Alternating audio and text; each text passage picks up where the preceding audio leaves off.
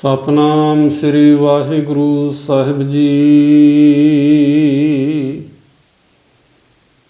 ਧੰਨ ਧੰਨ ਸ੍ਰੀ ਗੁਰੂ ਤੇਗ ਬਹਾਦਰ ਸਾਹਿਬ ਜੀ ਮਹਾਰਾਜ। ਤਿਲਕ ਜੰਜੂ ਰਾਖਾ ਪ੍ਰਭ ਤਾਕਾ, ਕੀਨੋ ਵੱਡੋ ਕਲੂ ਮੈਂ ਸਾਕਾ। ਸਾਧਨ ਹੇਤ ਇਤੀ ਜਨ ਕਰੀ, ਸੀਸ ਦਿਆ ਪਰ ਸੀ ਨਾ ਉਚਰੀ। ਧਰਮ ਹੇਤ ਸਾਕਾ ਜਿਨ ਕੀਆ, ਸੀਸ ਦਿਆ ਪਰ ਸਿਰ ਨ ਦਿਆ। ਨਾਟਕ ਜੇਟਕ ਕੀਏ ਕੋ ਕਾਜਾ, ਪ੍ਰਭ ਲੋਗਨ ਕਹਿ ਆਵਤ ਲਾਜਾ। ਠੀਕਰ ਫੋਰ ਦਿੱਲੀ ਸਿਰ, ਪ੍ਰਭ ਪੁਰ ਕੀਆ ਪਿਆਨਾ। ਤੇਗ ਬਹਾਦਰ ਸੀ ਕਿਰਿਆ, ਕਰੀ ਨ ਕਿਨਹੂ ਆਨ। ਤੇਗ ਬਹਾਦਰ ਕੀ ਚਲਤ, ਭਇਓ ਜਗਤ ਕੋ ਸੋਕ। ਹੈ ਸਭ ਜਗ ਭਇਓ, ਜੈ ਜੈ ਜੈ ਸੁਰ ਲੋਕ। ਡੰਡੌਤ ਬੰਦਨੇ ਅਨਕ ਬਾਰ, ਸਰਬ ਕਲਾ ਸਮਰੱਥ। ਡੋਲਨ ਤੇ ਰਾਖੋ ਪ੍ਰਭੂ, ਨਾਨਕ ਦੇ ਕਰ ਹੱਥ। ਫਿਰਤ ਫਿਰਤ ਪ੍ਰਭ ਆਇਆ, ਪਰਿਆ ਤਉ ਸਰਨਾਏ। ਨਾਨਕ ਕੀ ਪ੍ਰਭ ਬੇਨਤੀ, ਆਪਣੀ ਭਗਤੀ ਲਾਏ। ਪਰਮ ਸਤਿਕਾਰਯੋਗ ਗੁਰੂ ਰੂਪ ਖਾਲਸਾ ਸਾਧ ਸੰਗਤ ਜੀ, ਅੱਜ ਆਪਾਂ ਨੇ ਵਿਚਾਰ ਕਰਨੀ ਹੈ ਧੰਨ ਧੰਨ ਸ੍ਰੀ ਗੁਰੂ ਤੇਗ ਬਹਾਦਰ ਸਾਹਿਬ ਮਹਾਰਾਜ ਜੀ ਦੀ ਸ਼ਹੀਦੀ ਬਾਰੇ। ਸੱਚੇ ਪਾਤਸ਼ਾਹ ਮਹਾਰਾਜ ਜੀ ਨੇ ਕਿਸ ਤਰ੍ਹਾਂ ਸ਼ਹੀਦੀ ਦਿੱਤੀ ਹੈ, ਕੀ ਕਾਰਨ ਬਣੇ ਸ਼ਹੀਦੀ ਹੋਣ ਦੇ, ਅਤੇ ਇਸ ਸ਼ਹੀਦੀ ਤੋਂ ਸਾਨੂੰ ਕੀ ਸੰਦੇਸ਼ ਉਪਦੇਸ਼ ਪ੍ਰਾਪਤ ਹੁੰਦਾ ਹੈ, ਉਹ ਸਾਧ ਸੰਗਤ ਜੀ ਆਪਾਂ ਨੇ ਸਾਰੀ ਵਿਚਾਰ ਸਾਂਝੀ ਕਰਨੀ ਹੈ। ਸਾਧ ਸੰਗਤ ਜੀ, ਵਿਚਾਰ ਸਾਂਝੀ ਕਰਨ ਤੋਂ ਪਹਿਲਾਂ ਸਾਰੇ ਗੱਜ ਕੇ ਆਖੋ ਜੀ, ਵਾਹਿਗੁਰੂ ਜੀ ਕਾ ਖਾਲਸਾ, ਵਾਹਿਗੁਰੂ ਜੀ ਕੀ ਫਤਿਹ। ਗੁਰੂ ਪਿਆਰੀ ਸਾਧ ਸੰਗਤ ਜੀ, ਧੰਨ ਧੰਨ ਸ੍ਰੀ ਗੁਰੂ ਤੇਗ ਬਹਾਦਰ ਸਾਹਿਬ ਜੀ ਮਹਾਰਾਜ ਸ੍ਰੀ ਅਨੰਦਪੁਰ ਸਾਹਿਬ ਦੀ ਧਰਤੀ 'ਤੇ ਜੋਤ ਜਗਾ ਰਹੇ ਨੇ। ਬੇਅੰਤ ਸਿੱਖ ਸੰਗਤਾਂ ਦਾ ਉਧਾਰ ਕਰ ਰਹੇ ਨੇ। ਮਹਾਰਾਜ ਜੀ ਨੇ ਜਿਹੜਾ ਇਹ ਨਗਰ ਅਨੰਦਪੁਰ ਸਾਹਿਬ ਹੈ, ਇਹ ਮਹਾਰਾਜ ਜੀ ਨੇ ਆਪ ਜ਼ਮੀਨ ਖਰੀਦ ਕੇ ਸੱਚੇ ਪਾਤਸ਼ਾਹ ਮਹਾਰਾਜ ਜੀ ਨੇ ਇਹ ਆਪਣਾ ਨਗਰ ਵਸਾਇਆ ਹੈ। ਸ਼੍ਰੀ ਅਨੰਦਪੁਰ ਸਾਹਿਬ ਵਿਖੇ ਬੇਅੰਤ ਸੰਗਤਾਂ ਆ ਰਹੀਆਂ ਨੇ, ਗੁਰਸਿੱਖੀ ਦੀ ਜੀਵਨ ਜਾਂਚ ਸਿੱਖ ਰਹੀਆਂ ਨੇ। ਮਹਾਰਾਜ ਜੀ ਜੀਵਾਂ ਦਾ ਹੀ ਕਲਿਆਣ ਕਰ ਰਹੇ ਨੇ, ਸਤਸੰਗ ਹੋ ਰਹੇ ਨੇ।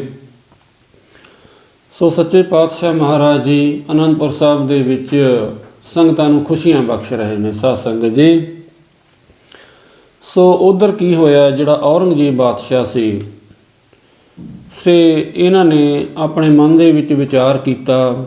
ਹੋਰ ਜਿਹੜੀ ਦੁਸ਼ਟ ਸਭਾ ਸੀ ਇਸ ਦੀ, ਮੌਲਾਣਿਆਂ ਦੀ, ਕਾਜ਼ੀਆਂ ਦੀ, ਸੋ ਉਹਨਾਂ ਨਾਲ ਵਿਚਾਰ ਵਟਾਂਦਰਾ ਕੀਤਾ ਕਿ ਇਹ ਸਾਰੇ ਭਾਰਤ ਦੇ ਵਿੱਚ ਜੇ ਹਿੰਦੂਆਂ ਨੂੰ ਸਾਰਿਆਂ ਨੂੰ ਖਤਮ ਕੀਤਾ ਜਾਵੇ ਅਤੇ ਇਹ ਸਾਰੇ ਭਾਰਤ ਦੇ ਵਿੱਚ ਕੇਵਲ ਇਸਲਾਮ ਦਾ ਹੀ ਬੋਲਬਾਲਾ ਹੋਣਾ ਚਾਹੀਦਾ ਹੈ, ਕਿਉਂਕਿ ਇਹ ਮੰਦਰ ਵੀ ਢਾਹ ਰਿਹਾ ਸੀ, ਜਾਣੀ ਹਿੰਦੂ ਧਰਮ ਦੇ ਸਥਾਨਾਂ ਨੂੰ ਖਤਮ ਕਰਦਾ ਜਾ ਰਿਹਾ ਸੀ।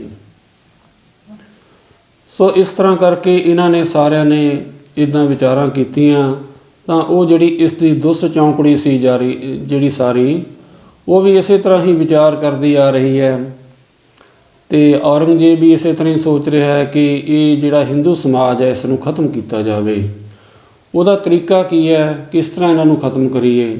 ਸਭ ਤੋਂ ਪਹਿਲਾਂ ਤਾਂ ਇਹਨਾਂ ਨੇ ਸੋਚਿਆ ਕਿ ਜਿਹੜੇ ਵਿਦਵਾਨ ਹੁੰਦੇ ਨੇ, ਵਿਦਵਾਨਾਂ ਦੇ ਆਸਰੇ ਜਿਹੜਾ ਧਰਮ ਹੈ ਇਹ ਚੱਲਿਆ ਕਰਦਾ ਹੈ, ਕਿਉਂਕਿ ਵਿਦਵਾਨਾਂ ਨੇ, ਕਥਾਵਾਚਕਾਂ ਨੇ, ਜਾਣੀ ਪੰਡਤਾਂ ਨੇ ਸੋਝੀ ਦੇਣੀ ਹੁੰਦੀ ਹੈ ਧਰਮ ਦੀ ਦੂਸਰੇ ਲੋਕਾਂ ਨੂੰ। ਜਿਹੜੇ ਆਮ ਲੋਕ ਨੇ, ਜਿਹੜੇ ਅਨਪੜ੍ਹ ਲੋਕ ਨੇ, ਘੱਟ ਪੜ੍ਹੇ ਹੋਏ ਨੇ, ਉਹਨਾਂ ਨੂੰ ਸੋਝੀ ਜਿਹੜਾ ਵਿਦਵਾਨ ਆ, ਪੰਡਤ ਆ, ਉਹੀ ਦੇਵੇਗਾ। ਸਭ ਤੋਂ ਵੱਧ ਵਿਦਵਾਨ ਪੰਡਤਾਂ ਦਾ ਜੋ ਗੜ੍ਹ ਸੀ ਭਾਰਤ ਦੀ ਧਰਤੀ ਦੇ ਉੱਪਰ, ਤਾਂ ਉਹ ਕਸ਼ਮੀਰ ਦੀ ਧਰਤੀ ਦੇ ਉੱਪਰ ਸੀ। ਕਸ਼ਮੀਰ ਵਿੱਚ ਬਹੁਤ ਵੱਡੇ ਵੱਡੇ ਵਿਦਵਾਨ ਇੱਥੇ ਰਿਹਾ ਕਰਦੇ ਸਨ ਸਾਧ ਸੰਗਤ ਜੀ।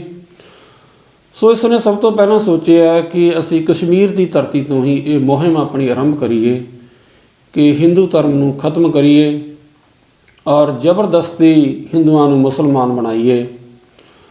ਸੋ ਕਿਉਂਕਿ ਹਿੰਦੂ ਲੋਕ ਜਨੇਊ ਪਹਿਨਦੇ ਨੇ ਅਤੇ ਇਹਨਾਂ ਦੇ ਜਨੇਊਆਂ ਨੂੰ ਉਤਾਰੀਏ, ਇਹਨਾਂ ਨੂੰ ਜ਼ਬਰਦਸਤੀ ਮੁਸਲਮਾਨ ਬਣਾਈਏ। ਜਿਹੜਾ ਕਸ਼ਮੀਰ ਦੀ ਧਰਤੀ ਦਾ ਜੋ ਸੂਬੇਦਾਰ ਸੀ, ਉਸ ਦਾ ਨਾਮ ਸੀ ਸ਼ੇਰ ਅਫਗਾਨ ਖਾਨ। ਸੋ ਉਸ ਨੂੰ ਪੱਤਰ ਭੇਜਿਆ ਔਰੰਗਜ਼ੇਬ ਬਾਦਸ਼ਾਹ ਨੇ ਕਿ ਤੂੰ ਇੱਥੋਂ ਇਹ ਮੁਹਿੰਮ ਸ਼ੁਰੂ ਕਰ ਕਿ ਹਿੰਦੂ ਸਮਾਜ ਨੂੰ ਪਲਟ ਕੇ ਮੁਸਲਮਾਨ ਬਣਾਉਣਾ ਸ਼ੁਰੂ ਕਰ ਦੇ, ਇਹਨਾਂ ਦੇ ਜਨੇਊ ਉਤਾਰ। ਸੋ ਇਸ ਤਰ੍ਹਾਂ ਕਰਕੇ ਅਫਗਾਨ ਖਾਨ ਨੇ ਉਸੇ ਤਰ੍ਹਾਂ ਬਾਦਸ਼ਾਹ ਦਾ ਹੁਕਮ ਮੰਨਿਆ। ਤਾਂ ਹੁਕਮ ਮੰਨਦੇ ਹੋਏ ਇਹ ਜਿਹੜੇ ਗਰੀਬ ਜਨਤਾ ਸੀ, ਕੁਦਰਤੀ ਗੱਲ ਹੈ ਸਾਧ ਸੰਗਤ ਜੀ, ਜੋ ਗਰੀਬ ਜਨਤਾ ਹੁੰਦੀ ਹੈ ਇਹਨਾਂ ਕੋਲ ਮਜਬੂਰੀਆਂ ਬਹੁਤ ਹੁੰਦੀਆਂ ਨੇ। ਗਰੀਬਾਂ ਦੇ ਜ਼ਬਰਦਸਤੀ ਜਨੇਊ ਉਤਾਰ ਤੇ ਮੁਸਲਮਾਨ ਬਣਾਉਣ ਲੱਗ ਗਿਆ। ਭਾਵੇਂ ਹਿੰਦੂਆਂ ਦੇ ਵਿੱਚ ਕੋਈ ਖੱਤਰੀ ਸੀ, ਭਾਵੇਂ ਕੋਈ ਨੀਵੀਂ ਜਾਤ ਦੇ ਸੀ, ਸੋ ਉਹਨਾਂ ਨੂੰ ਜ਼ਬਰਦਸਤੀ ਮੁਸਲਮਾਨ ਬਣਾ ਰਿਹਾ। ਭਾਵੇਂ ਕੋਈ ਬ੍ਰਾਹਮਣ ਸੀ, ਉਹਨਾਂ ਨੂੰ ਵੀ ਮੁਸਲਮਾਨ ਬਣਾ ਰਿਹਾ ਹੈ।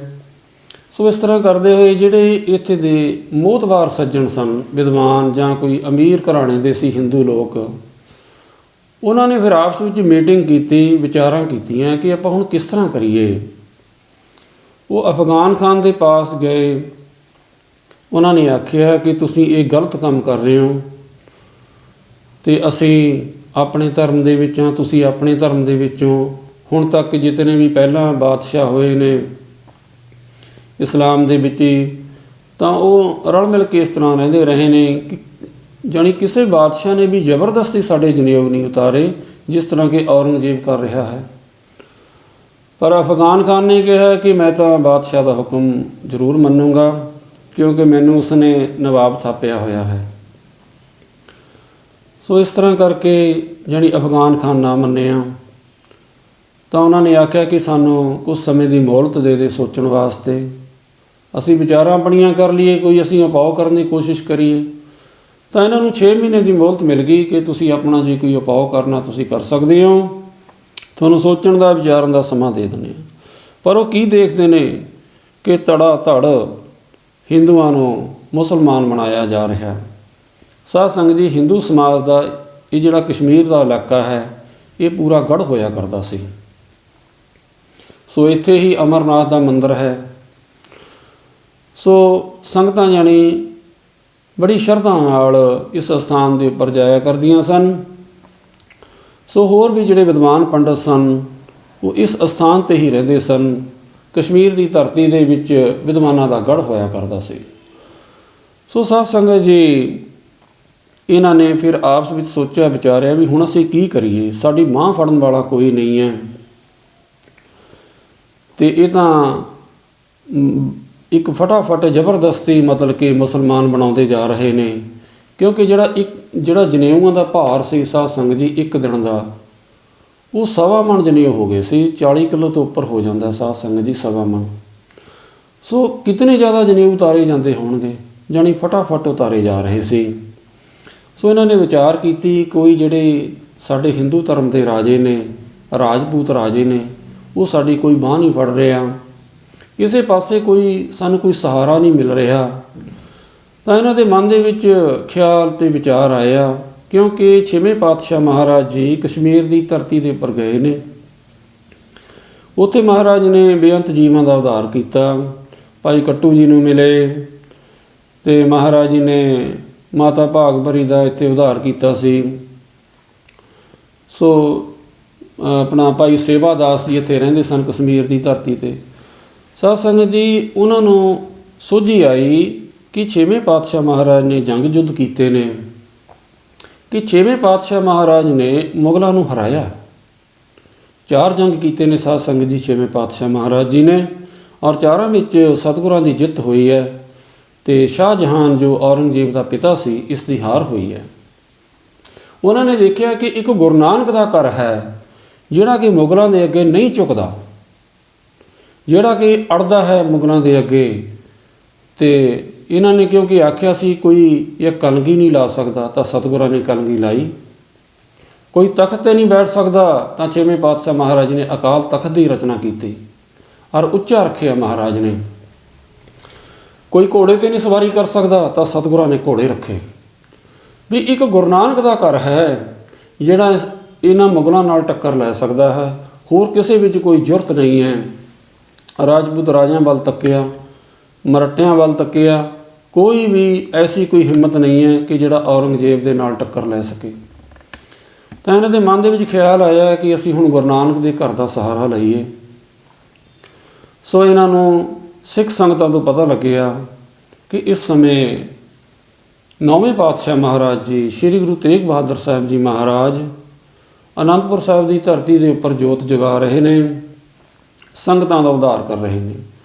ਸੋ ਇਹਨਾਂ ਨੇ ਹੋਰ ਜਿਹੜੇ ਮਲਾਣੇ ਜਿਹੜੇ ਇਹ ਪੰਡਤ ਸੀ, ਇਹਨਾਂ ਨੇ ਹੋਰ ਸੂਬਿਆਂ ਦੇ ਵੀ ਪੰਡਤ ਇਕੱਠੇ ਕੀਤੇ, ਹੋਰ ਹਿੰਦੂਆਂ ਨੂੰ ਨਾਲ ਲਿਆ। ਸੋ ਜਾਣੀ ਇੱਕ ਵਫਦ ਬਣ ਕੇ, ਇੱਕ ਕਾਫਲਾ ਬਣ ਕੇ ਇੱਥੇ ਆਇਆ ਅਨੰਦਪੁਰ ਸਾਹਿਬ ਦੀ ਧਰਤੀ ਦੇ ਉੱਪਰ। ਉੱਥੋਂ ਸਾਧ ਸੰਗਤ ਜੀ ਗੁਰੂ ਸਾਹਿਬ ਵਾਸਤੇ ਕੋਈ ਸੌਗਾਤਾਂ, ਭੇਟਾਵਾਂ, ਕਸ਼ਮੀਰੀ ਫਲ ਐਸੇ ਲੈ ਕਰਕੇ ਆਏ, ਹੋਰ ਭੇਟਾਵਾਂ ਲੈ ਕਰਕੇ ਆਏ। ਇੱਥੇ ਅਨੰਦਪੁਰ ਸਾਹਿਬ ਦੀ ਧਰਤੀ 'ਤੇ ਪਹੁੰਚੇ ਤਾਂ ਮੇਰੇ ਸਤਿਗੁਰਾਂ ਨੂੰ ਸ੍ਰੀ ਗੁਰੂ ਤੇਗ ਬਹਾਦਰ ਸਾਹਿਬ ਮਹਾਰਾਜ ਜੀ ਦੇ ਚਰਨਾਂ ਵਿੱਚ ਅਰਦਾਸਾਂ ਬੇਨਤੀਆਂ ਲੱਗੇ ਕਰਨ, ਇਹ ਸੱਚੇ ਪਾਤਸ਼ਾਹ ਮਹਾਰਾਜ ਜੀਓ ਕਿ ਸਾਡਾ ਧਰਮ ਹੁਣ ਖਤਰੇ ਦੇ ਵਿੱਚ ਹੈ, ਔਰੰਗਜ਼ੇਬ ਨੇ ਸਾਡਾ ਧਰਮ ਖਤਮ ਕਰ ਦੇਣਾ ਹੈ, ਤੇ ਆਪ ਜੀ ਕਿਰਪਾ ਕਰਕੇ ਜੋ ਸ਼ਰਨ ਆਵੈ ਤਿਸ ਕੰਠ ਲਾਵੈ, ਇਹ ਬਿਰਧ ਸੁਆਮੀ ਸੰਦਾ। ਇਹ ਸੱਚੇ ਪਾਤਸ਼ਾਹ ਮਹਾਰਾਜ ਜੀਓ, ਇਹ ਆਪ ਜੀ ਦਾ ਬਿਰਧ ਹੈ। ਜੋ ਆਪ ਜੀ ਦੀ ਸ਼ਰਨ ਵਿੱਚ ਆਉਂਦਾ ਹੈ, ਆਪ ਜੀ ਉਸ ਦੀ ਰੱਖਿਆ ਕਰਦੇ ਹੋ। ਸੱਚੇ ਪਾਤਸ਼ਾਹ ਮਹਾਰਾਜ ਜੀ, ਸਾਡੇ ਉੱਪਰ ਹੁਣ ਔਖੀ ਘੜੀ ਬਣੀ ਹੋਈ ਹੈ, ਔਖੀ ਘੜੀ ਨਾ ਦੇਖਣ ਦੇ ਹੀ ਆਪਣਾ ਬਿਰਧ ਸੰਭਾਲੇ। ਸੋ ਆਪ ਜੀ ਕਿਰਪਾ ਕਰਕੇ ਆਪਣਾ ਬਿਰਧ ਦੀ ਸੰਭਾਲਣਾ ਕਰੋ। ਤੇ ਸਾਡੇ ਉੱਪਰ ਜੇ ਇਹ ਮੁਸ਼ਕਲ ਦੀ ਘੜੀ ਬਣੀ ਹੋਈ ਹੈ, ਇਸ ਵਿੱਚ ਸਾਡਾ ਮਹਾਰਾਜ ਜੀ ਕਿਰਪਾ ਕਰਕੇ ਕੋਈ ਹੱਲ ਲੱਭੋ, ਸਾਡਾ ਧਰਮ ਕਿਸ ਤਰ੍ਹਾਂ ਬਚ ਸਕਦਾ ਹੈ। ਸੋ ਮਹਾਰਾਜ ਜੀ ਦੇ ਚਰਨਾਂ ਵਿੱਚ ਐਸੀਆਂ ਅਰਦਾਸਾਂ ਬੇਨਤੀਆਂ ਕਰ ਹੀ ਰਹੇ ਸਨ। ਸੋ ਮਹਾਰਾਜ ਜੀ ਦੇ ਪਾਸ ਤੇ ਸੱਚੇ ਪਾਤਸ਼ਾਹ ਜੀ ਦਾ ਜੋ ਸਾਹਿਬਜ਼ਾਦਾ ਬਾਲ ਗੋਬਿੰਦ ਰਾਏ ਸੀ, ਉਸ ਸਮੇਂ ਇਹਨਾਂ ਦੀ ਆਯੂ ਤਕਰੀਬਨ 9 ਸਾਲ ਦੀ ਸੀ। ਸਾਧ ਸੰਗਤ ਜੀ ਉਹ ਵੀ ਪਾਸ ਖੜੇ ਨੇ ਤੇ ਉਹ ਵੀ ਦੇਖ ਰਹੇ ਨੇ ਕਿ ਕਿਸ ਤਰ੍ਹਾਂ ਕਸ਼ਮੀਰੀ ਪੰਡਤ ਆ ਕੇ ਮਹਾਰਾਜ ਜੀ ਦੇ ਚਰਨਾਂ ਵਿੱਚ ਅਰਦਾਸਾਂ ਬੇਨਤੀਆਂ ਕਰ ਰਹੇ ਨੇ। ਸੋ ਮਹਾਰਾਜ ਜੀ ਨੇ ਆਖਿਆ, ਉਹਨਾਂ ਨੂੰ ਹੌਸਲਾ ਦਿੱਤਾ, ਧਰਵਾਸ ਦਿੱਤਾ ਕਿ ਕੋਈ ਤੁਸੀਂ ਫਿਕਰ ਨਾ ਕਰੋ, ਹਿੰਦੂ ਧਰਮ ਨੂੰ ਕੋਈ ਆਂਚ ਨਹੀਂ ਆਏਗੀ, ਸਾਡੇ ਹੁੰਦੇ ਕੋਈ ਆਂਚ ਨਹੀਂ ਆ ਸਕਦੀ, ਅਸੀਂ ਹਿੰਦੂ ਧਰਮ ਦੀ ਅਸੀਂ ਰੱਖਿਆ ਕਰਾਂਗੇ। ਤਾਂ ਉਹਨਾਂ ਦਾ ਮਨ ਗਦਗਦ ਹੋ ਗਿਆ, ਮਨ ਦੇ ਵਿੱਚ ਹੌਸਲਾ ਆਇਆ ਕਿ ਕਿ ਸਾਨੂੰ ਸਹਾਰਾ ਦੇਣ ਵਾਲਾ ਹੈ। ਸੋ ਉਹਨਾਂ ਦਾ ਮਨ ਸ਼ਰਧਾ ਵਿੱਚ ਆਇਆ। ਉਹ ਧੰਨ ਗੁਰੂ ਨਾਨਕ ਸਾਹਿਬ ਮਹਾਰਾਜ ਜੀ ਦੇ, ਧੰਨ ਗੁਰੂ ਗੋਬਿੰਦ ਸਿੰਘ ਮਹਾਰਾਜ ਜੀ ਨੂੰ ਧੰਨ ਧੰਨ ਆਖਣ ਲੱਗ ਗਏ ਕਿ ਸੱਚੇ ਪਾਤਸ਼ਾਹ ਮਹਾਰਾਜ ਜੀ, ਆਪ ਜੀ ਕਿਰਪਾ, ਆਪ ਜੀ ਨੇ ਬਹੁਤ ਵੱਡੀ ਕਿਰਪਾ ਕੀਤੀ ਹੈ ਕਿ ਆਪ ਜੀ ਸਾਡੇ ਧਰਮ ਦੀ ਰੱਖਿਆ ਕਰਨ ਲਈ ਆਪ ਜੀ ਤਿਆਰ ਹੋ। ਮਹਾਰਾਜ ਜੀ ਨੇ ਆਖਿਆ ਕਿ ਜੋ ਵੀ ਸਾਡੀ ਸ਼ਰਨ ਵਿੱਚ ਆਏਗਾ, ਅਸੀਂ ਉਸ ਦੀ ਜ਼ਰੂਰ ਰੱਖਿਆ ਕਰਦੇ ਹਾਂ। ਇਹ ਗੁਰੂ ਨਾਨਕ ਦੇ ਘਰ ਦਾ ਬਿਰਧ ਹੈ। ਸੋ ਮਹਾਰਾਜ ਜੀ ਨੇ ਆਖਿਆ, ਕੋਈ ਮਹਾਂਪੁਰਖ ਹੋਵੇ, ਤ੍ਰਿਕਾਲਦਰਸ਼ੀ ਹੋਵੇ, ਪਰਮੇਸ਼ਰ ਵਿੱਚ ਅਭੇਦ ਪੁਰਸ਼ ਹੋਵੇ, ਪਰਮੇਸ਼ਰ ਦਾ ਰੂਪ ਹੋਵੇ, ਉਹ ਕੋਈ ਆਪਣੀ ਕੁਰਬਾਨੀ ਦੇਵੇ ਤਾਂ ਇਸ ਧਰਮ ਦੀ ਰੱਖਿਆ ਰਹਿ ਸਕਦੀ ਹੈ। ਤਾਂ ਸੱਚੇ ਪਾਤਸ਼ਾਹ ਮਹਾਰਾਜ ਜੀ ਦੇ ਜੋ ਫਰਜ਼ੰਦ, ਮਹਾਰਾਜ ਜੀ ਦੇ ਲਾਡਲੇ ਪੁੱਤਰ ਸ੍ਰੀ ਗੋਬਿੰਦ ਰਾਏ, ਇਹਨਾਂ ਨੇ ਆਖਿਆ ਕਿ ਮਹਾਰਾਜ ਜੀ, ਆਪ ਜੀ ਤੋਂ ਵੱਡਾ ਕਿਹੜਾ ਇਸ ਸਮੇਂ ਮਹਾਤਮਾ ਹੈ, ਕਿਹੜਾ ਇਸ ਸਮੇਂ ਆਪ ਜੀ ਤੋਂ ਵੱਡਾ ਮਹਾਂਪੁਰਖ ਹੈ। ਸੋ ਉਹਨਾਂ ਨੇ ਆਖਿਆ ਕਿ ਪਿਤਾ ਜੀ, ਇਹ ਤਾਂ ਜੋ ਸਮੇਂ ਦੀ ਚਾਲ ਹੈ, ਜੋ ਹੋਣਹਾਰ ਹੈ, ਸੋ ਸੱਚੇ ਪਾਤਸ਼ਾਹ ਜੀ ਇਹੀ ਹੈ, ਕਿਉਂਕਿ ਮਹਾਰਾਜ ਜੀ ਵੀ ਤ੍ਰਿਕਾਲਦਰਸ਼ੀ ਨੇ ਤੇ ਸ੍ਰੀ ਗੋਬਿੰਦ ਰਾਏ ਜੀ ਵੀ ਤ੍ਰਿਕਾਲਦਰਸ਼ੀ ਨੇ। ਸੋ ਉਹਨਾਂ ਨੇ ਆਖਿਆ ਕਿ ਆਪ ਜੀ ਕਿਰਪਾ ਕਰੋ, ਇਹਨਾਂ ਦੀ ਬਾਂਹ ਪਕੜੋ, ਇਹਨਾਂ ਦੀ ਲਾਜ ਰੱਖੋ ਮਹਾਰਾਜ ਜੀ, ਇਹ ਆਪ ਜੀ ਦੀ ਸ਼ਰਨ ਵਿੱਚ ਆਏ ਨੇ। ਸੋ ਮਹਾਰਾਜ ਜੀ ਨੇ ਆਖਿਆ ਠੀਕ ਹੈ, ਅਸੀਂ ਹੀ ਫਿਰ ਕੁਰਬਾਨੀ ਦੇਣ ਨੂੰ ਤਿਆਰ ਹੁੰਦੇ ਹਾਂ। ਸੋ ਮਹਾਰਾਜ ਜੀ ਨੂੰ ਸ਼੍ਰੀ ਗੋਬਿੰਦ ਰਾਏ ਜੀ ਨੇ ਵੀ ਆਖਿਆ ਕਿ ਆਪ ਜੀ ਜ਼ਰੂਰ ਕੁਰਬਾਨੀ ਦਿਓ। ਅਤੇ ਮਹਾਰਾਜ ਜੀ ਬੜੇ ਪ੍ਰਸੰਨ ਹੋਏ। ਸੱਚੇ ਪਾਤਸ਼ਾਹ ਸ੍ਰੀ ਗੁਰੂ ਤੇਗ ਬਹਾਦਰ ਸਾਹਿਬ ਮਹਾਰਾਜ ਜੀ ਨੂੰ ਪ੍ਰਸੰਨਤਾ ਹੋਈ ਕਿ ਦੇਖੋ ਮੇਰਾ ਪੁੱਤਰ ਮੋਹ ਮਮਤਾ ਤੋਂ ਉੱਪਰ ਹੈ। ਇਸ ਨੂੰ ਇਉਂ ਨਹੀਂ ਹੈ ਕਿ ਮੇਰੇ ਪਿਤਾ ਜੀ ਸ਼ਹੀਦ ਹੋ ਜਾਣਗੇ ਅਤੇ ਮੈਂ ਇਸ ਤਰ੍ਹਾਂ ਦੀ ਗੱਲ ਨਾ ਕਰਾਂ, ਪਰ ਮੇਰਾ ਪੁੱਤਰ ਦੇਖੋ ਕਿਤਨਾ ਇਹ ਪਰਉਪਕਾਰੀ ਹੈ। ਸਾਧ ਸੰਗਤ ਜੀ, ਸ਼੍ਰੀ ਗੁਰੂ ਤੇਗ ਬਹਾਦਰ ਸਾਹਿਬ ਮਹਾਰਾਜ ਜੀ ਨੇ ਹਿੰਦੂ ਧਰਮ ਦੀ ਰੱਖਿਆ ਕੀਤੀ ਹੈ, ਪਰ ਇਸ ਵਿੱਚ ਸ਼੍ਰੀ ਗੁਰੂ ਗੋਬਿੰਦ ਸਿੰਘ ਮਹਾਰਾਜ ਜੀ ਦਾ ਵੀ ਓਨਾ ਹੀ ਯੋਗਦਾਨ ਹੈ ਜਿਤਨਾ ਸ਼੍ਰੀ ਗੁਰੂ ਤੇਗ ਬਹਾਦਰ ਸਾਹਿਬ ਮਹਾਰਾਜ ਜੀ ਦਾ ਹੈ। ਸਾਧ ਸੰਗਤ ਜੀ, ਗੁਰੂ ਸਾਹਿਬ ਸਭ ਕੁਝ ਜਾਣਦੇ ਨੇ। ਮਹਾਰਾਜ ਜੀ ਅਕਾਲ ਪੁਰਖ ਵਾਹਿਗੁਰੂ ਪਰਮੇਸ਼ਰ ਦਾ ਸਰੂਪ ਨੇ, ਉਹਨਾਂ ਨੂੰ ਕੋਈ ਵੀ ਨਹੀਂ ਡਰਾ ਸਕਦਾ ਹੈਗਾ। ਸੋ ਸੱਚੇ ਪਾਤਸ਼ਾਹ ਮਹਾਰਾਜ ਜੀ ਆਪ ਜਨੇਊ ਨਹੀਂ ਪਹਿਨਦੇ। ਧੰਨ ਗੁਰੂ ਨਾਨਕ ਸਾਹਿਬ ਮਹਾਰਾਜ ਜੀ ਨੇ ਪੰਡਤ ਹਰਦਿਆਲ ਜੀ ਤੋਂ ਜਨੇਊ ਨਹੀਂ ਪਹਿਨਿਆ, ਦਸਾਂ ਪਾਤਸ਼ਾਹੀਆਂ ਜੀ ਨੇ ਜਨੇਊ ਨਹੀਂ ਪਹਿਨਿਆ। ਸੋ ਪਰ ਜਿਹੜਾ ਕੋਈ ਗੁਰੂ ਸਾਹਿਬ ਦੀ ਸ਼ਰਨ ਵਿੱਚ ਆਉਂਦਾ ਹੈ, ਉਹ ਜਨੇਊ ਵਾਲੇ ਆਏ ਤਾਂ ਉਹਨਾਂ ਦੀ ਰੱਖਿਆ ਕੀਤੀ, ਹੋਰ ਕੋਈ ਆ ਜਾਂਦੇ ਮਹਾਰਾਜ ਉਹਨਾਂ ਦੀ ਵੀ ਰੱਖਿਆ ਕਰਦੇ। ਗੁਰੂ ਸਾਹਿਬ ਜੀ ਨਿਰਵੈਰ ਨੇ, ਸਤਿਗੁਰੂ ਪੁਰਖ ਅਗੰਮ ਹੈ, ਨਿਰਵੈਰ ਨਿਰਾਲਾ। ਸੋ ਮਹਾਰਾਜ ਜੀ ਹਰ ਇੱਕ ਦੀ ਰੱਖਿਆ ਕਰਦੇ ਨੇ। ਜਿਹੜਾ ਗੁਰੂ ਦੀ ਸ਼ਰਨ ਵਿੱਚ ਆ ਗਿਆ, ਸੱਚੇ ਪਾਤਸ਼ਾਹ ਮਹਾਰਾਜ ਜੀ ਉਸ ਦੀ ਰੱਖਿਆ ਕਰਦੇ ਨੇ। ਸੋ ਇਸ ਤਰ੍ਹਾਂ ਕਰਕੇ ਮਹਾਰਾਜ ਜੀ ਨੇ ਮਨ ਬਣਾਇਆ, ਵਿਚਾਰਾਂ ਕੀਤੀਆਂ, ਪੰਡਤਾਂ ਨੂੰ ਹੌਸਲਾ ਦਿੱਤਾ, ਪੰਡਤਾਂ ਦੇ ਉੱਥੇ ਰਹਿਣ ਸਹਿਣ ਦਾ ਪੂਰਾ ਇੰਤਜ਼ਾਮ ਕੀਤਾ। ਸੋ ਪੰਡਤ ਲੋਕ ਕੁਝ ਸਮੇਂ ਤੱਕ ਉੱਥੇ ਅਨੰਦਪੁਰ ਸਾਹਿਬ ਦੀ ਧਰਤੀ 'ਤੇ ਰਹੇ, ਗੁਰੂ ਦੇ ਚਰਨਾਂ ਦਾ ਨਿੱਘ ਮਾਣਦੇ ਰਹੇ।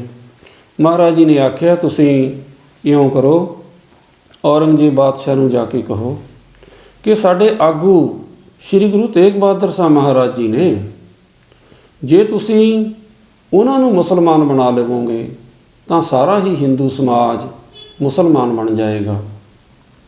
ਤੁਸੀਂ ਇਕੱਲੇ ਇਕੱਲੇ ਹਿੰਦੂਆਂ ਨੂੰ ਕਿਉਂ ਤੰਗ ਕਰਦੇ ਹੋ, ਉਹਨਾਂ ਨੂੰ ਕਿਉਂ ਕਸ਼ਟ ਦੇ ਰਹੇ ਹੋ? ਤੁਸੀਂ ਸ਼੍ਰੀ ਗੁਰੂ ਤੇਗ ਬਹਾਦਰ ਸਾਹਿਬ ਮਹਾਰਾਜ ਜੀ ਨੂੰ ਮੁਸਲਮਾਨ ਬਣਾ ਕੇ ਦੇਖ ਲਓ। ਜੇ ਉਹ ਬਣਦੇ ਨੇ ਤਾਂ ਸਾਰਾ ਹੀ ਹਿੰਦੂ ਸਮਾਜ, ਸਾਰਾ ਹੀ ਮੁਸਲਮਾਨ ਬਣ ਜਾਏਗਾ, ਇਸਲਾਮ ਵਿੱਚ ਆ ਜਾਏਗਾ। ਸੋ ਮਹਾਰਾਜ ਨੇ ਇਸ ਤਰ੍ਹਾਂ ਉਹਨਾਂ ਨੂੰ ਸਮਝਾਇਆ। ਫਿਰ ਉਹ ਕਸ਼ਮੀਰੀ ਪੰਡਤ ਪੂਰਾ ਵਫਦ ਲੈ ਕੇ ਹੋਰ ਵੱਖ-ਵੱਖ ਸੂਬਿਆਂ ਦੇ ਜਿਹੜੇ ਮੋਹਤਵਾਰ ਵੱਡੇ ਵੱਡੇ ਪੰਡਤ ਸਨ, ਉਹਨਾਂ ਨੂੰ ਨਾਲ ਲੈ ਕਰਕੇ ਔਰੰਗਜ਼ੇਬ ਦੀ ਕਚਹਿਰੀ ਵਿੱਚ ਗਏ। ਔਰੰਗਜ਼ੇਬ ਨੂੰ ਉਹਨਾਂ ਨੇ ਆਖਿਆ ਕਿ ਇਹ ਬਾਦਸ਼ਾਹ, ਤੂੰ ਹਿੰਦੂਆਂ ਨੂੰ ਕਿਉਂ ਇਸ ਤਰ੍ਹਾਂ ਤੰਗ ਕਰ ਰਿਹਾ ਹੈ? ਇਹਨਾਂ ਨੇ ਤੇਰਾ ਕੀ ਵਿਗਾੜਿਆ ਹੈ? ਜਿਸ ਤਰ੍ਹਾਂ ਤੈਨੂੰ ਆਪਣਾ ਧਰਮ ਪਿਆਰਾ ਹੈ, ਸਾਨੂੰ ਆਪਣਾ ਧਰਮ ਪਿਆਰਾ ਹੈ। ਪਰ ਔਰੰਗਜ਼ੇਬ ਬੜਾ ਕੱਟੜ ਮਤਸਵੀ ਦੁਸ਼ਟ ਰਾਜਾ ਸੀ, ਉਹ ਕਿਸੇ ਦੀ ਕੀ ਗੱਲ ਮੰਨਦਾ।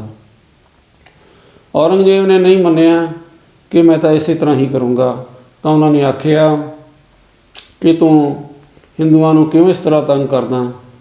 ਕਿੰਨੇ ਹਿੰਦੂ ਇੱਥੇ ਸਮਾਜ ਭਾਰਤ ਦੀ ਧਰਤੀ 'ਤੇ ਰਹਿੰਦਾ ਹੈ, ਅਤੇ ਸਾਡੇ ਜਿਹੜੇ ਆਗੂ ਨੇ ਉਹ ਸ਼੍ਰੀ ਗੁਰੂ ਤੇਗ ਬਹਾਦਰ ਸਾਹਿਬ ਮਹਾਰਾਜ ਜੀ ਨੇ, ਹਿੰਦੂ ਜਗਤ ਦੇ ਉਹ ਗੁਰੂ ਨੇ। ਤੂੰ ਸਾਡੇ ਗੁਰੂ ਨੂੰ, ਸ਼੍ਰੀ ਗੁਰੂ ਤੇਗ ਬਹਾਦਰ ਸਾਹਿਬ ਜੀ ਨੂੰ, ਤੂੰ ਹਿੰਦੂ ਤੋਂ ਸਾਰੇ ਹਿੰਦੂਆਂ ਨੇ ਜਾਣੀ ਆਖਿਆ ਕਿ ਸ਼੍ਰੀ ਗੁਰੂ ਤੇਗ ਬਹਾਦਰ ਜੀ ਨੂੰ ਤੁਸੀਂ ਮੁਸਲਮਾਨ ਬਣਾ ਕੇ ਦੇਖ ਲਵੋ। ਜੇ ਉਹ ਮੁਸਲਮਾਨ ਬਣਦੇ ਨੇ ਤਾਂ ਸਾਰਾ ਹੀ ਹਿੰਦੂ ਸਮਾਜ ਮੁਸਲਮਾਨ ਬਣ ਜਾਏਗਾ। ਅਤੇ ਇਹ ਔਰੰਗਜ਼ੇਬ ਗੱਲ ਸੁਣ ਕੇ ਬਹੁਤ ਖੁਸ਼ ਹੋਇਆ ਕਿ ਇਹ ਤਾਂ ਕੰਮ ਹੈ ਮੇਰਾ ਬੜਾ ਸੌਖਾ ਹੋ ਗਿਆ, ਕਿ ਇੱਕ ਨੂੰ ਤਾਂ ਮਨਾਉਣਾ ਸੌਖਾ ਹੀ ਹੈ, ਇਤਨੇ ਸਾਰਿਆਂ ਨੂੰ ਮੈਂ ਕਿੱਥੇ ਕਿੱਥੇ ਇਤਨੀ ਵੱਡੀ ਮਿਹਨਤ ਕਰਦਾ। ਤਾਂ ਉਸਨੇ ਆਖਿਆ ਕਿ ਠੀਕ ਹੈ, ਮੈਂ ਗੁਰੂ ਤੇਗ ਬਹਾਦਰ ਜੀ ਨੂੰ ਮੁਸਲਮਾਨ ਬਣਾਉਣ ਦੀ ਮੈਂ ਕੋਸ਼ਿਸ਼ ਕਰਾਂਗਾ ਕਿ ਇਸ ਦੇ ਨਾਲ ਤਾਂ ਮੇਰਾ ਕਾਰਜ ਬੜੇ ਸਹਿਜੇ ਹੀ ਹੋ ਜਾਏਗਾ। ਤਾਂ ਉਸਨੇ ਕੀ ਕੀਤਾ, ਔਰੰਗਜ਼ੇਬ ਨੇ ਆਪਣੀ ਸਭਾ ਦੇ ਨਾਲ ਉਸਨੇ ਮੀਟਿੰਗ ਕੀਤੀ। ਤਾਂ ਉੱਥੋਂ ਫਿਰ ਅਹਿਦੀਏ ਜਾਣੀ ਆਪਣੇ ਸਿਪਾਹੀ ਲਾ ਲਓ, ਉਹ ਭੇਜੇ ਅਨੰਦਪੁਰ ਸਾਹਿਬ ਦੀ ਧਰਤੀ ਦੇ ਉੱਪਰ। ਅਤੇ ਇਸ ਨੇ ਆਪਣਾ ਜੋ ਇੱਕ ਚਿੱਠੀ ਪੱਤਰ ਜਾਣੀ ਭੇਜਿਆ ਕਿ ਆਪ ਜੀ ਨੂੰ ਔਰੰਗਜ਼ੇਬ ਬਾਦਸ਼ਾਹ ਯਾਦ ਕਰਦੇ ਨੇ। ਸੋ ਜੋ ਅਯੁੱਧਿਆ ਸਨ ਉਹ ਗੁਰੂ ਤੇਗ ਬਹਾਦਰ ਸਾਹਿਬ ਮਹਾਰਾਜ ਜੀ ਦੀ ਚਰਨ ਸ਼ਰਨ ਵਿੱਚ ਆਏ। ਉਹਨਾਂ ਨੇ ਆ ਕੇ ਨਮਸਕਾਰ ਕੀਤੇ। ਸੱਚੇ ਪਾਤਸ਼ਾਹ ਮਹਾਰਾਜ ਦੀ ਠਾਠ ਬਾਠ ਦੇਖੀ ਕਿ ਇੱਥੇ ਸੰਗਤਾਂ ਦੇਖੋ ਕਿਵੇਂ ਨਾਮ ਜਪਦੀਆਂ ਨੇ, ਬਾਣੀ ਪੜ੍ਹਦੀਆਂ ਨੇ, ਸੇਵਾਵਾਂ ਚੱਲ ਰਹੀਆਂ ਨੇ। ਉਹ ਵੀ ਜਾਣੀ ਆ ਕੇ ਇਹ ਪ੍ਰਭਾਵਿਤ ਹੋਏ ਕਿ ਸਿੱਖੀ ਮਾਰਗ ਬਹੁਤ ਉੱਚਾ ਹੈ, ਮਹਾਨ ਹੈ। ਤੇ ਪਰ ਉਹ ਔਰੰਗਜ਼ੇਬ ਬਾਦਸ਼ਾਹ ਦਾ ਜੋ ਪੱਤਰ ਲੈ ਕੇ ਆਏ ਸਨ, ਉਹਨਾਂ ਨੇ ਗੁਰੂ ਤੇਗ ਬਹਾਦਰ ਸਾਹਿਬ ਮਹਾਰਾਜ ਜੀ ਨੂੰ ਦਿੱਤਾ। ਮਹਾਰਾਜ ਜੀ ਨੂੰ ਪੜ੍ਹਿਆ।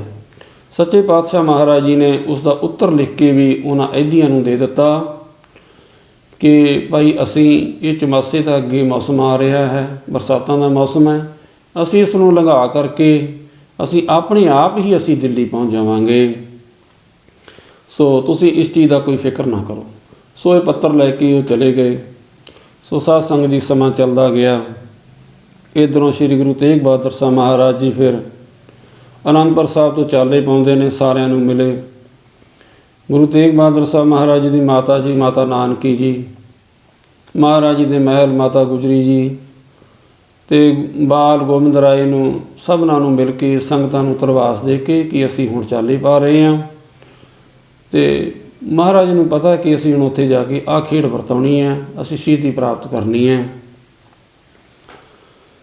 ਅਤੇ ਸੱਚੇ ਪਾਤਸ਼ਾਹ ਮਹਾਰਾਜ ਜੀ ਸਾਰੀਆਂ ਸੰਗਤਾਂ ਨੂੰ ਤੋਂ ਵਿਦਾਇਗੀ ਲੈ ਕੇ ਮਹਾਰਾਜ ਜੀ ਉੱਥੋਂ ਚਾਲੇ ਪਾ ਦਿੰਦੇ ਨੇ। ਉੱਥੋਂ ਸੱਚੇ ਪਾਤਸ਼ਾਹ ਜੀ ਚੱਲਦੇ ਚੱਲਦੇ ਇੱਥੇ ਸੈਫਾਬਾਦ ਪਟਿਆਲੇ ਦੇ ਨੇੜੇ ਹੈ, ਇਸ ਅਸਥਾਨ ਦੇ ਉੱਪਰ ਆਏ ਜਿੱਥੇ ਕਿ ਸੈਫਦੀਨ ਰਹਿੰਦਾ ਸੀ। ਉਹ ਮਹਾਰਾਜ ਜੀ ਨੂੰ ਯਾਦ ਕਰਦਾ ਰਹਿੰਦਾ ਸੀ ਕਿ ਮਹਾਰਾਜ ਜੀ ਕਿਰਪਾ ਕਰਕੇ ਮੈਨੂੰ ਆ ਕੇ ਦਰਸ਼ਨ ਦੇਣ। ਦੇਖੋ ਸੱਚੇ ਪਾਤਸ਼ਾਹ ਮਹਾਰਾਜ ਜੀ ਅੰਤਰਜਾਮੀ ਨੇ, ਜਾਂਦੇ ਜਾਂਦੇ ਵੀ ਮਹਾਰਾਜ ਜੀ ਸਿੱਖ ਸੰਗਤਾਂ ਦਾ ਉਧਾਰ ਕਰਦੇ ਜਾ ਰਹੇ ਨੇ। ਮੁਸਲਮਾਨ ਸਾਰੇ ਕੋਈ ਮਾੜੇ ਨਹੀਂ ਹੁੰਦੇ। ਮਾੜਾ ਹੁੰਦਾ ਹੈ ਜਿਹੜਾ ਕਿ ਕਿਸੇ ਸੱਤਾ ਦੇ ਵਿੱਚ ਆ ਕੇ, ਹੰਕਾਰ ਦੇ ਵਿੱਚ ਆ ਕੇ ਮਾੜੇ ਕਰਮ ਕਰਨ ਲੱਗ ਜਾਂਦਾ ਹੈ। ਭਾਵੇਂ ਕੋਈ ਉਹ ਹਿੰਦੂ ਹੋਵੇ, ਸਿੱਖ ਹੋਵੇ, ਭਾਵੇਂ ਕੋਈ ਮੁਸਲਮਾਨ ਹੋਵੇ, ਕੋਈ ਵੀ ਇਨਸਾਨ ਹੋਵੇ। ਅਤੇ ਬਹੁਤ ਜ਼ਿਆਦਾ ਮੁਸਲਮਾਨ ਨੇ ਅੱਛੇ ਵੀ ਹੁੰਦੇ ਨੇ। ਅਤੇ ਜੇ ਮੁਸਲਮਾਨ ਐਸੇ ਬ੍ਰਹਮ ਗਿਆਨੀ ਹੋਏ ਨੇ, ਉਹਨਾਂ ਦੀ ਹੀ ਬਾਣੀ ਤਾਂ ਸ਼੍ਰੀ ਗੁਰੂ ਗ੍ਰੰਥ ਸਾਹਿਬ ਮਹਾਰਾਜ ਵਿੱਚ ਵੀ ਦਰਜ ਹੈ। ਬਾਬਾ ਫਰੀਦ ਜੀ ਬੈਠੇ ਨੇ, ਮੁਸਲਮਾਨ ਨੇ ਉਹ। ਸੋ ਸਾਧ ਸੰਗਤ ਜੀ ਮਹਾਰਾਜ ਜੀ ਦਾ ਕਿਸੇ ਨਾਲ ਵੈਰ ਨਹੀਂ ਹੈ। ਸਤਿਗੁਰ ਪੁਰਖ ਅਗੰਮ ਹੈ, ਨਿਰਵੈਰ ਨਿਰਾਲਾ, ਮਹਾਰਾਜ ਨਿਰਵੈਰ ਨੇ। ਸੋ ਸੱਚੇ ਪਾਤਸ਼ਾਹ ਮਹਾਰਾਜ ਜੀ ਨੂੰ ਜਾਣੀ ਯਾਦ ਕਰਦਾ ਸੈਫਦੀਨ ਮਹਾਰਾਜ ਜੀ ਇਸ ਦੇ ਪਾਸ ਪਹੁੰਚ ਜਾਂਦੇ ਨੇ। ਸੈਫਦੀਨ ਨੇ ਮਹਾਰਾਜ ਜੀ ਦੇ ਚਰਨਾਂ ਉੱਪਰ ਨਮਸਕਾਰ ਕੀਤੇ, ਮਹਾਰਾਜ ਜੀ ਦੀਆਂ ਬੇਅੰਤ ਸੇਵਾਵਾਂ ਕੀਤੀਆਂ। ਕੁਝ ਮਹੀਨੇ ਮਹਾਰਾਜ ਜੀ ਇੱਥੇ ਰਹੇ। ਇੱਥੋਂ ਮਹਾਰਾਜ ਜੀ ਨੇ ਚਾਲੇ ਪਾਏ ਤਾਂ ਲਾਹਲ ਜਿਹੜਾ ਪਿੰਡ ਸੀ, ਇੱਥੇ ਮਹਾਰਾਜ ਜੀ ਆਏ। ਉਸ ਸਮੇਂ ਸਾਧ ਸੰਗਤ ਜੀ ਪਟਿਆਲਾ ਨਗਰ ਨਹੀਂ ਸੀ ਵਸਿਆ ਹੋਇਆ। ਸੋ ਲਾਹਲ ਗਾਮ ਦੇ ਬਾਹਰਲੇ ਪਾਸੇ ਜਿੱਥੇ ਬੋਹੜ ਦਾ ਦਰਖਤ ਸੀ, ਉੱਥੇ ਮਹਾਰਾਜ ਜੀ ਉਸ ਦੇ ਹੇਠਾਂ ਆ ਕੇ ਵਿਰਾਜਮਾਨ ਹੋ ਗਏ। ਸੋ ਉਦੋਂ ਜਿਹੜੀਆਂ ਸਿੱਖ ਸੰਗਤਾਂ ਸਨ, ਸਾਧ ਸੰਗਤ ਜੀ ਮਹਾਰਾਜ ਜੀ ਦੇ ਚਰਨਾਂ ਦੇ ਵਿੱਚ ਆ ਕੇ ਉਹਨਾਂ ਨੇ ਨਮਸਕਾਰਾਂ ਕੀਤੀਆਂ। ਮਹਾਰਾਜ ਜੀ ਨੂੰ ਆਖਿਆ, ਸੱਚੇ ਪਾਤਸ਼ਾਹ ਜੀ ਉਹ ਸਾਡੇ ਜਿਹੜਾ ਨਗਰ ਹੈ ਇੱਥੋਂ ਬਿਮਾਰੀਆਂ ਨਹੀਂ ਜਾਂਦੀਆਂ। ਮਹਾਰਾਜ ਜੀ ਆਪ ਕਿਰਪਾ ਕਰੋ, ਸਾਡੇ ਨਗਰ ਨੂੰ ਬਿਮਾਰੀਆਂ ਤੋਂ ਮੁਕਤ ਕਰੋ। ਮਹਾਰਾਜ ਜੀ ਨੇ ਆਖਿਆ ਕਿ ਭਾਈ ਜਿਹੜਾ ਆ ਟੋਬੜੀ ਹੈ, ਟੋਭਾ ਹੈ, ਜਾਣੀ ਛੱਪੜੀ ਹੈ, ਇਸ ਵਿੱਚ ਜੋ ਵੀ ਆ ਕੇ ਕੋਈ ਇਸ਼ਨਾਨ ਕਰੇਗਾ ਉਸ ਦੇ ਸਾਰੇ ਰੋਗ ਦੂਰ ਹੋ ਜਾਣਗੇ। ਸੱਚੇ ਪਾਤਸ਼ਾਹ ਮਹਾਰਾਜ ਜੀ ਉੱਥੋਂ ਬੋਹੜ ਦੇ ਹੇਠੋਂ ਉੱਠੇ। ਮਹਾਰਾਜ ਜੀ ਨੇ ਆਪਣੇ ਮੁਬਾਰਕ ਚਰਨ ਉਸ ਟੋਬੜੀ ਦੇ ਵਿੱਚ, ਛੱਪੜੀ ਦੇ ਵਿੱਚ ਮਹਾਰਾਜ ਜੀ ਨੇ ਪਾਏ। ਮਹਾਰਾਜ ਜੀ ਨੇ ਜਾਣੀ ਉਸ ਜਲ ਨੂੰ ਪਵਿੱਤਰ ਕੀਤਾ। ਮਹਾਰਾਜ ਜੀ ਨੇ ਆਖਿਆ ਕਿ ਜੋ ਵੀ ਇੱਥੇ ਆ ਕੇ ਇਸ਼ਨਾਨ ਕਰੇਗਾ ਉਸ ਦੇ ਸਾਰੇ ਦੁੱਖਾਂ ਦਾ, ਰੋਗਾਂ ਦਾ ਨਾਸ ਹੋ ਜਾਏਗਾ। ਕੋਈ ਜਗਿਆਸੂ ਆ ਕੇ ਇੱਥੇ ਇਸ਼ਨਾਨ ਕਰੇਗਾ, ਉਸ ਦੇ ਜਿਹੜੇ ਵੈਰ ਵਿਰੋਧ, ਵਿਕਾਰ, ਕਾਮ, ਕ੍ਰੋਧ, ਲੋਭ, ਮੋਹ, ਹੰਕਾਰ, ਈਰਖਾ, ਦਵੈਸ਼, ਇਹ ਸਾਰੇ ਖਤਮ ਹੋ ਜਾਣਗੇ। ਸੋ ਭਾਵਨਾ ਹੁੰਦੀ ਹੈ ਸਾਧ ਸੰਗਤ ਜੀ ਸਿੱਖਾਂ ਦੀ। ਸੋ ਇਹ ਵੀ ਸਾਧ ਸੰਗਤ ਜੀ ਰੋਗ ਨੇ, ਇਹ ਮਾਨਸਿਕ ਰੋਗ ਨੇ ਅਤੇ ਇੱਕ ਸਰੀਰਕ ਰੋਗ ਹੋਇਆ ਕਰਦੇ ਨੇ। ਗੁਰੂ ਸਾਹਿਬ ਵਿੱਚ ਸਮਰੱਥਾ ਹੈ ਕਿ ਸਾਰੇ ਰੋਗਾਂ ਨੂੰ ਮਹਾਰਾਜ ਜੀ ਦੂਰ ਕਰਦੇ ਨੇ, ਅੱਜ ਵੀ ਦੂਰ ਹੋ ਰਹੇ ਨੇ। ਸੋ ਲੋੜ ਹੈ ਸਿੱਖ ਸੰਗਤਾਂ ਨੂੰ ਸ਼ਰਧਾ ਭਾਵਨਾ ਦੀ। ਸੋ ਮਹਾਰਾਜ ਜੀ ਨੇ ਇੱਥੇ ਜਾਣੀ ਇਹ ਵਰ ਦਿੱਤਾ ਅਤੇ ਬਸੰਤ ਪੰਚਮੀ ਵਾਲੇ ਦਿਨ ਇੱਥੇ ਪਟਿਆਲੇ ਦੀ ਦੀ ਧਰਤੀ ਤੇ ਲਾਹਲਗਾਮ ਦੀ ਧਰਤੀ ਦੇ ਉੱਪਰ ਮਹਾਰਾਜ ਜੀ ਜਾਣੀ ਆਏ। ਉਸ ਤੋਂ ਬਾਅਦ ਸਾਧ ਸੰਗਤ ਜੀ ਫਿਰ ਸੱਚੇ ਪਾਤਸ਼ਾਹ ਜੀ ਇੱਥੋਂ ਜਿੱਥੇ ਮੋਤੀ ਬਾਗ ਗੁਰਦੁਆਰਾ ਹੈ ਉਸ ਸਥਾਨ 'ਤੇ ਗਏ। ਉੱਥੇ ਮਹਾਰਾਜ ਜੀ ਨੇ ਚਰਨ ਪਾਏ, ਭਾਗ ਲਾਏ। ਸੋ ਸੱਚੇ ਪਾਤਸ਼ਾਹ ਜੀ ਫਿਰ ਸੈਫਦੀਨ ਤੋਂ ਵਿਦਾ ਹੋ ਕੇ ਫਿਰ ਅੱਗੇ ਮਹਾਰਾਜ ਜੀ ਚਾਲੇ ਪਾਉਂਦੇ ਨੇ। ਸੱਚੇ ਪਾਤਸ਼ਾਹ ਮਹਾਰਾਜ ਜੀ ਨੇ ਅੱਗੇ ਜਿਸ ਤਰ੍ਹਾਂ ਕਿ ਸਮਾਣੇ ਗਏ ਅਤੇ ਉੱਥੇ ਮਹਾਰਾਜ ਜੀ ਕੁਝ ਸਮਾਂ ਰੁਕੇ। ਫਿਰ ਸੱਚੇ ਪਾਤਸ਼ਾਹ ਜੀ ਜਿਵੇਂ ਸਰਹਾਲੀ ਹੈ ਇੱਥੇ ਗਏ ਅਤੇ ਚੀਕੇ ਨੂੰ ਗਏ ਨੇ। ਸੋ ਖਲਕਟ ਪਿੰਡ ਆ ਉੱਥੇ ਗਏ ਨੇ। ਇਸ ਤਰ੍ਹਾਂ ਕਰਕੇ ਮਹਾਰਾਜ ਜੀ ਫਿਰ ਜੀਂਦ ਨੂੰ ਗਏ। ਜੀਂਦ ਤੋਂ ਮਹਾਰਾਜ ਜੀ ਸਿੱਧਾ ਇੱਥੇ ਆਪਣਾ ਦਿੱਲੀ ਨੂੰ ਵੀ ਜਾ ਸਕਦੇ ਸਨ, ਪਰ ਮਹਾਰਾਜ ਜੀ ਨੇ ਇੱਥੋਂ ਸਿੱਧਾ ਦਿੱਲੀ ਨੂੰ ਨਹੀਂ ਸੱਚੇ ਪਾਤਸ਼ਾਹ ਮਹਾਰਾਜ ਜੀ ਨੇ ਜਾਣਾ ਕੀਤਾ, ਕਿਉਂਕਿ ਇਸ ਦੇ ਕਾਰਨ ਨੇ ਸਾਧ ਸੰਗਤ ਜੀ। ਸੱਚੇ ਪਾਤਸ਼ਾਹ ਮਹਾਰਾਜ ਜੀ ਨੂੰ ਆਗਰੇ ਦੀ ਧਰਤੀ ਦੇ ਉੱਪਰ ਇੱਕ ਬਿਰਧ ਮਾਤਾ ਭਾਗੋ ਜੀ ਯਾਦ ਕਰਦੇ ਸਨ ਸਾਧ ਸੰਗਤ ਜੀ। ਇੱਕ ਸੈਯਦ ਜਿਹੜਾ ਸੀ ਉਹ ਯਾਦ ਕਰਦਾ ਸੀ ਸਾਧ ਸੰਗਤ ਜੀ ਮਹਾਰਾਜ ਜੀ ਨੂੰ, ਸੈਯਦ ਹਸਨ ਅਲੀ, ਉਹ ਸਾਧ ਸੰਗਤ ਜੀ ਯਾਦ ਕਰਦਾ ਸੀ। ਕਿਉਂਕਿ ਮਾਤਾ ਜਿਹੜੀ ਭਾਗੋ ਸੀ ਇਹ ਬਿਰਧ ਸੀ ਸਾਧ ਸੰਗਤ ਜੀ। ਇਹਨੇ ਗੁਰੂ ਅਰਜਨ ਦੇਵ ਮਹਾਰਾਜ ਜੀ ਦੇ ਵੀ ਦਰਸ਼ਨ ਕੀਤੇ ਹੋਏ ਸਨ। ਮਹਾਰਾਜ ਜੀ ਦੀ ਜਾਣੀ ਪੁਰਾਤਨ ਸਮੇਂ ਤੋਂ ਇਹ ਸਿੱਖ ਬਣੀ ਹੋਈ ਸੀ, ਬਾਣੀ ਪੜ੍ਹਦੀ ਸੀ, ਨਾਮ ਜਪਦੀ ਸੀ। ਸੋ ਨਵੇਂ ਪਾਤਸ਼ਾਹ ਮਹਾਰਾਜ ਜੀ ਦੀ ਬਾਣੀ ਵੀ ਇਸ ਨੂੰ ਕਿਸੇ ਸਿੱਖ ਪਾਸੋਂ ਪ੍ਰਾਪਤ ਹੋਈ।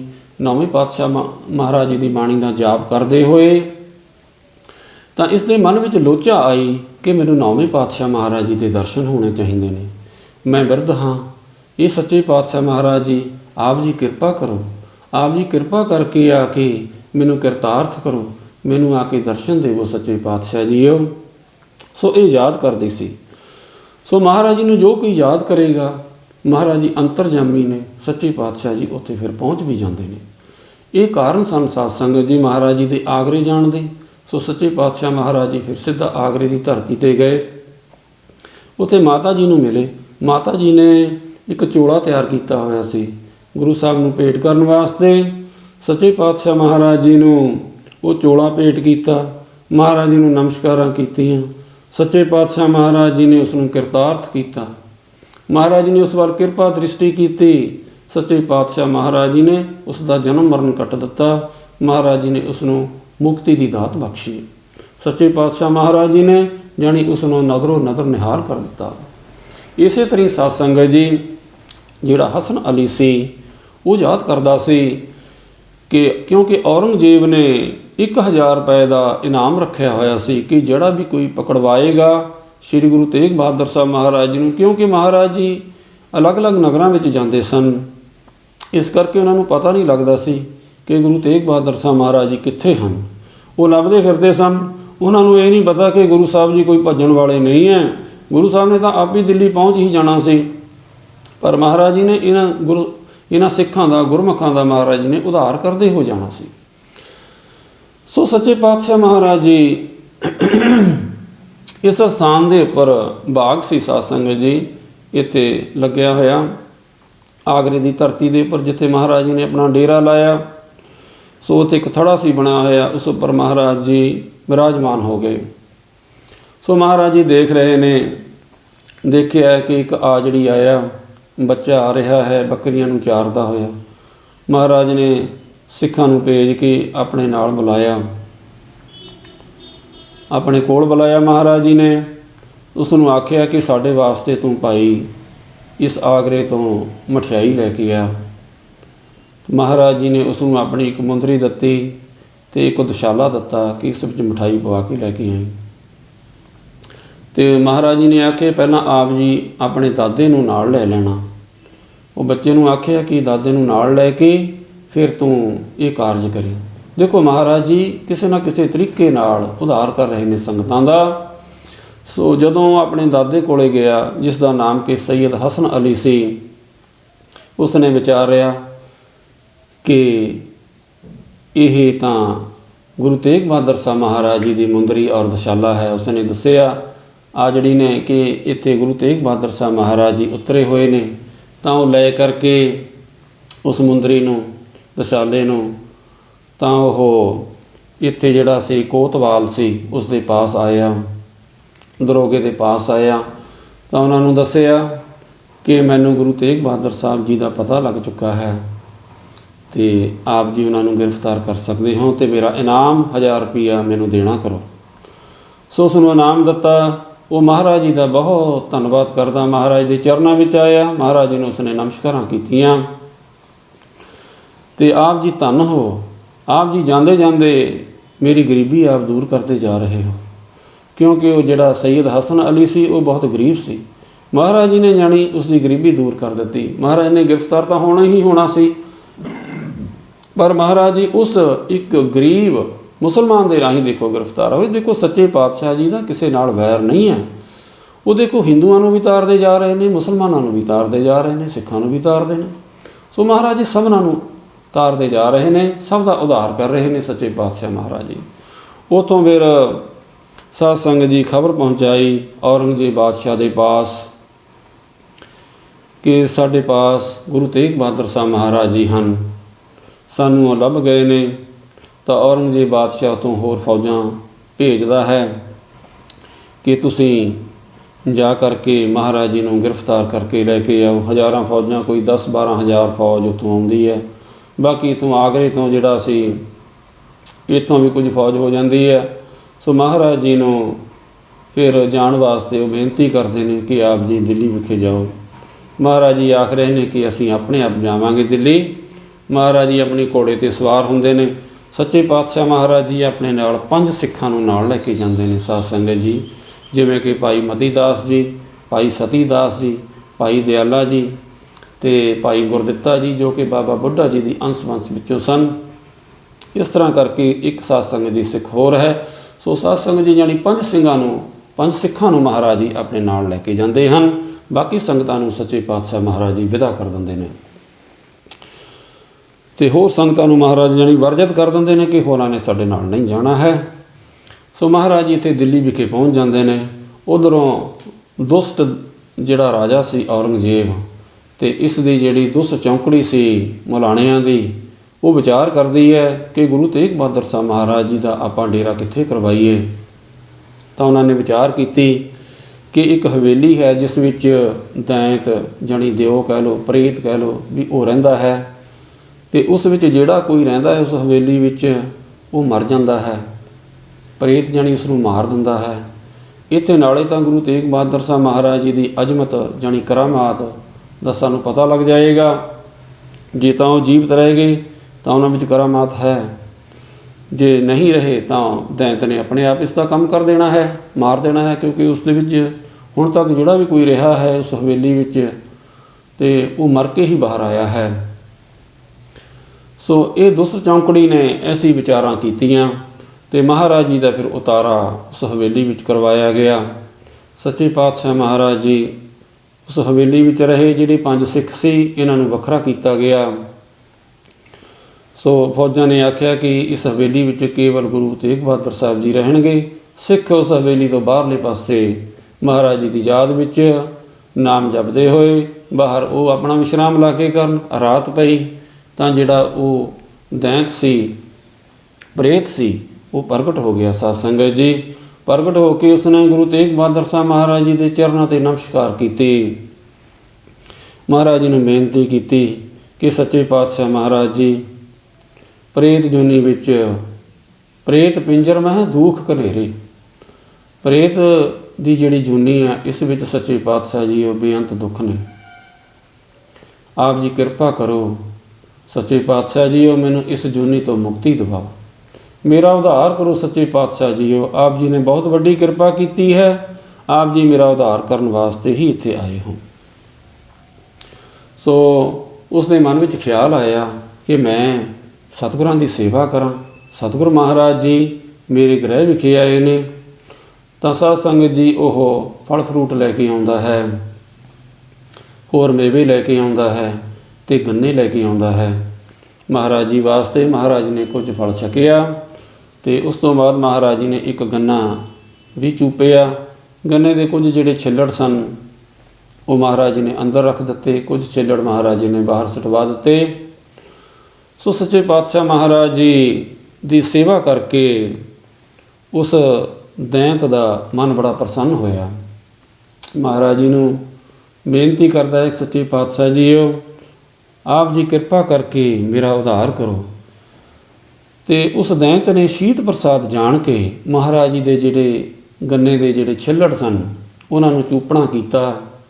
ਜਦੋਂ ਛਿੱਲ ਚੂਪੇ ਤਾਂ ਉਸ ਨੂੰ ਸਾਧ ਸੰਗਤ ਜੀ ਤ੍ਰਿਪਤੀ ਆਈ।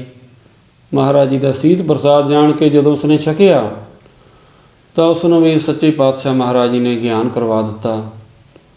ਉਸ ਨੂੰ ਸਭ ਪ੍ਰਕਾਰ ਦੇ ਰਸ, ਨਾਮ ਦਾ ਰਸ ਆ ਗਿਆ ਸਾਧ ਸੰਗਤ ਜੀ ਉਸ ਨੂੰ, ਕਿਉਂਕਿ ਨਾਮ ਦੇ ਵਿੱਚ ਸਭ ਪ੍ਰਕਾਰ ਦੇ ਰਸ ਹੁੰਦੇ ਨੇ।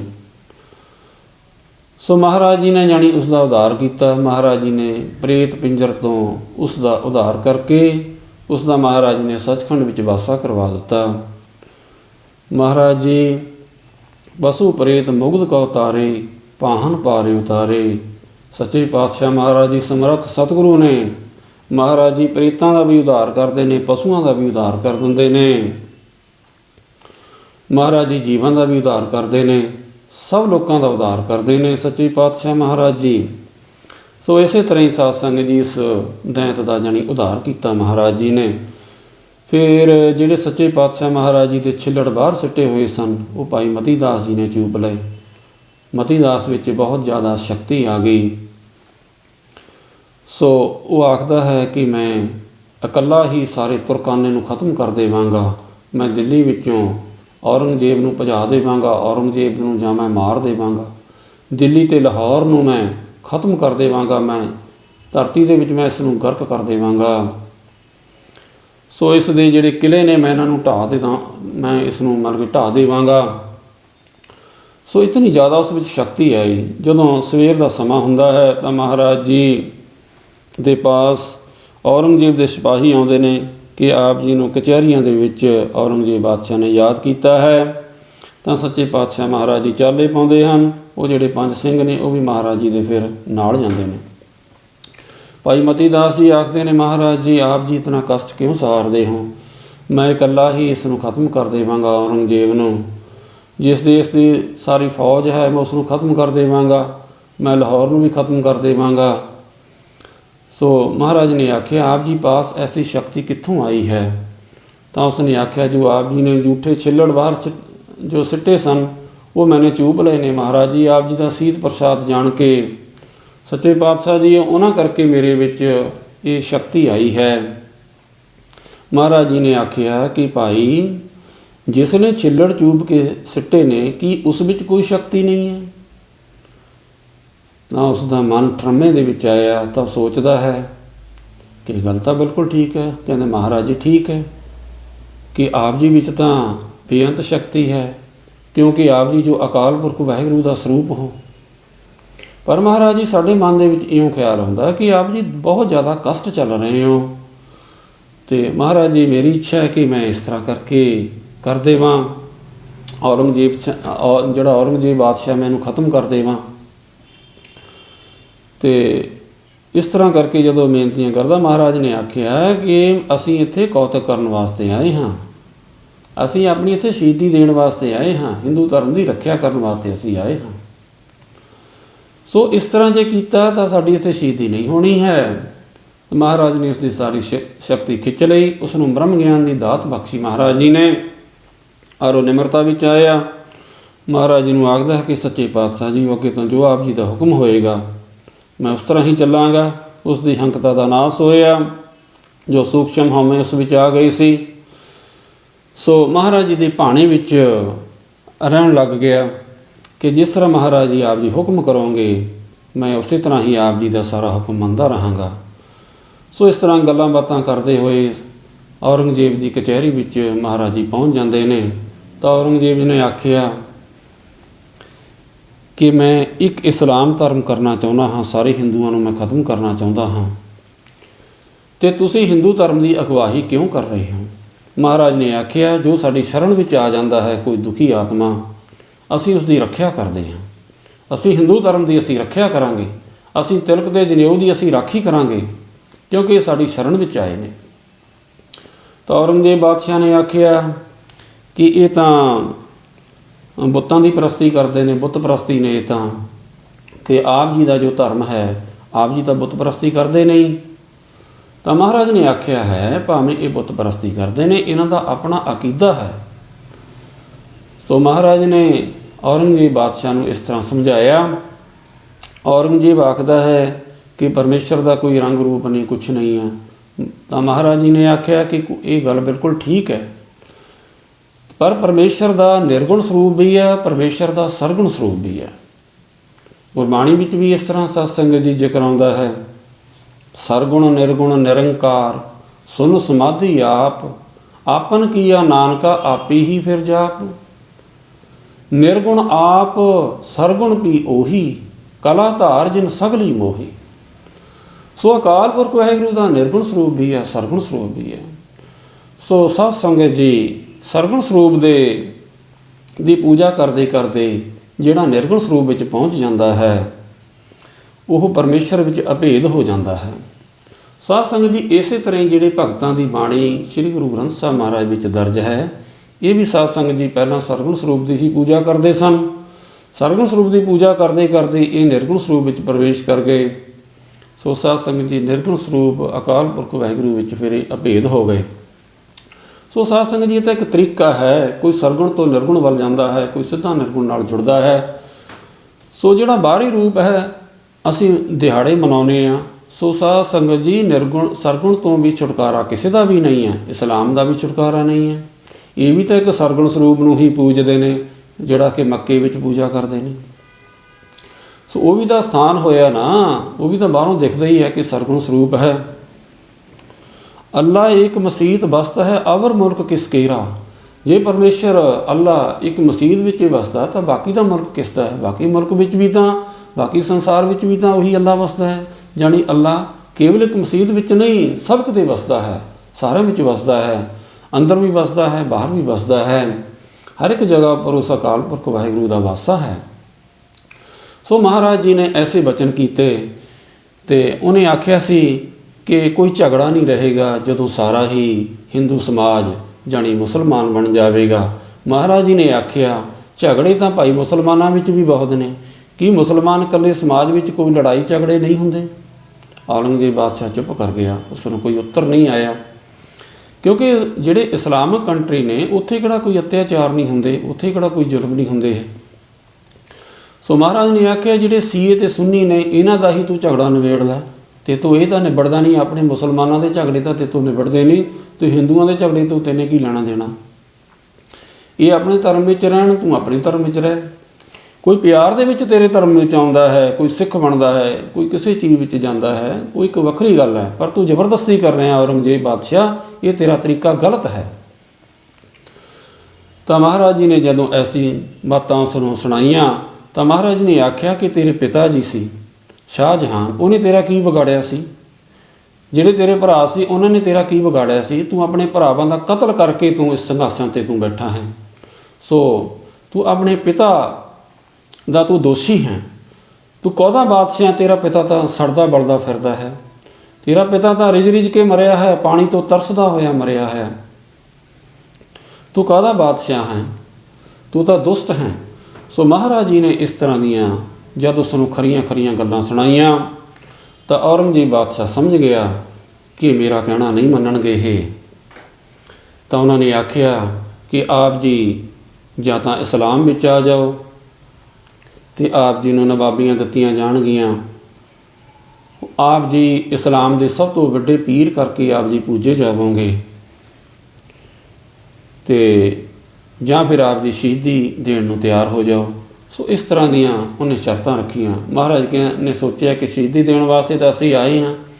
ਮਹਾਰਾਜ ਨੇ ਆਖਿਆ ਅਸੀਂ ਇਸਲਾਮ ਨਹੀਂ ਕਬੂਲ ਕਰਨੀ, ਅਸੀਂ ਜੋ ਸਾਡਾ ਧਰਮ ਹੈ, ਤੈਨੂੰ ਤੇਰਾ ਧਰਮ ਅੱਛਾ, ਸਾਨੂੰ ਸਾਡਾ ਧਰਮ ਅੱਛਾ ਹੈ।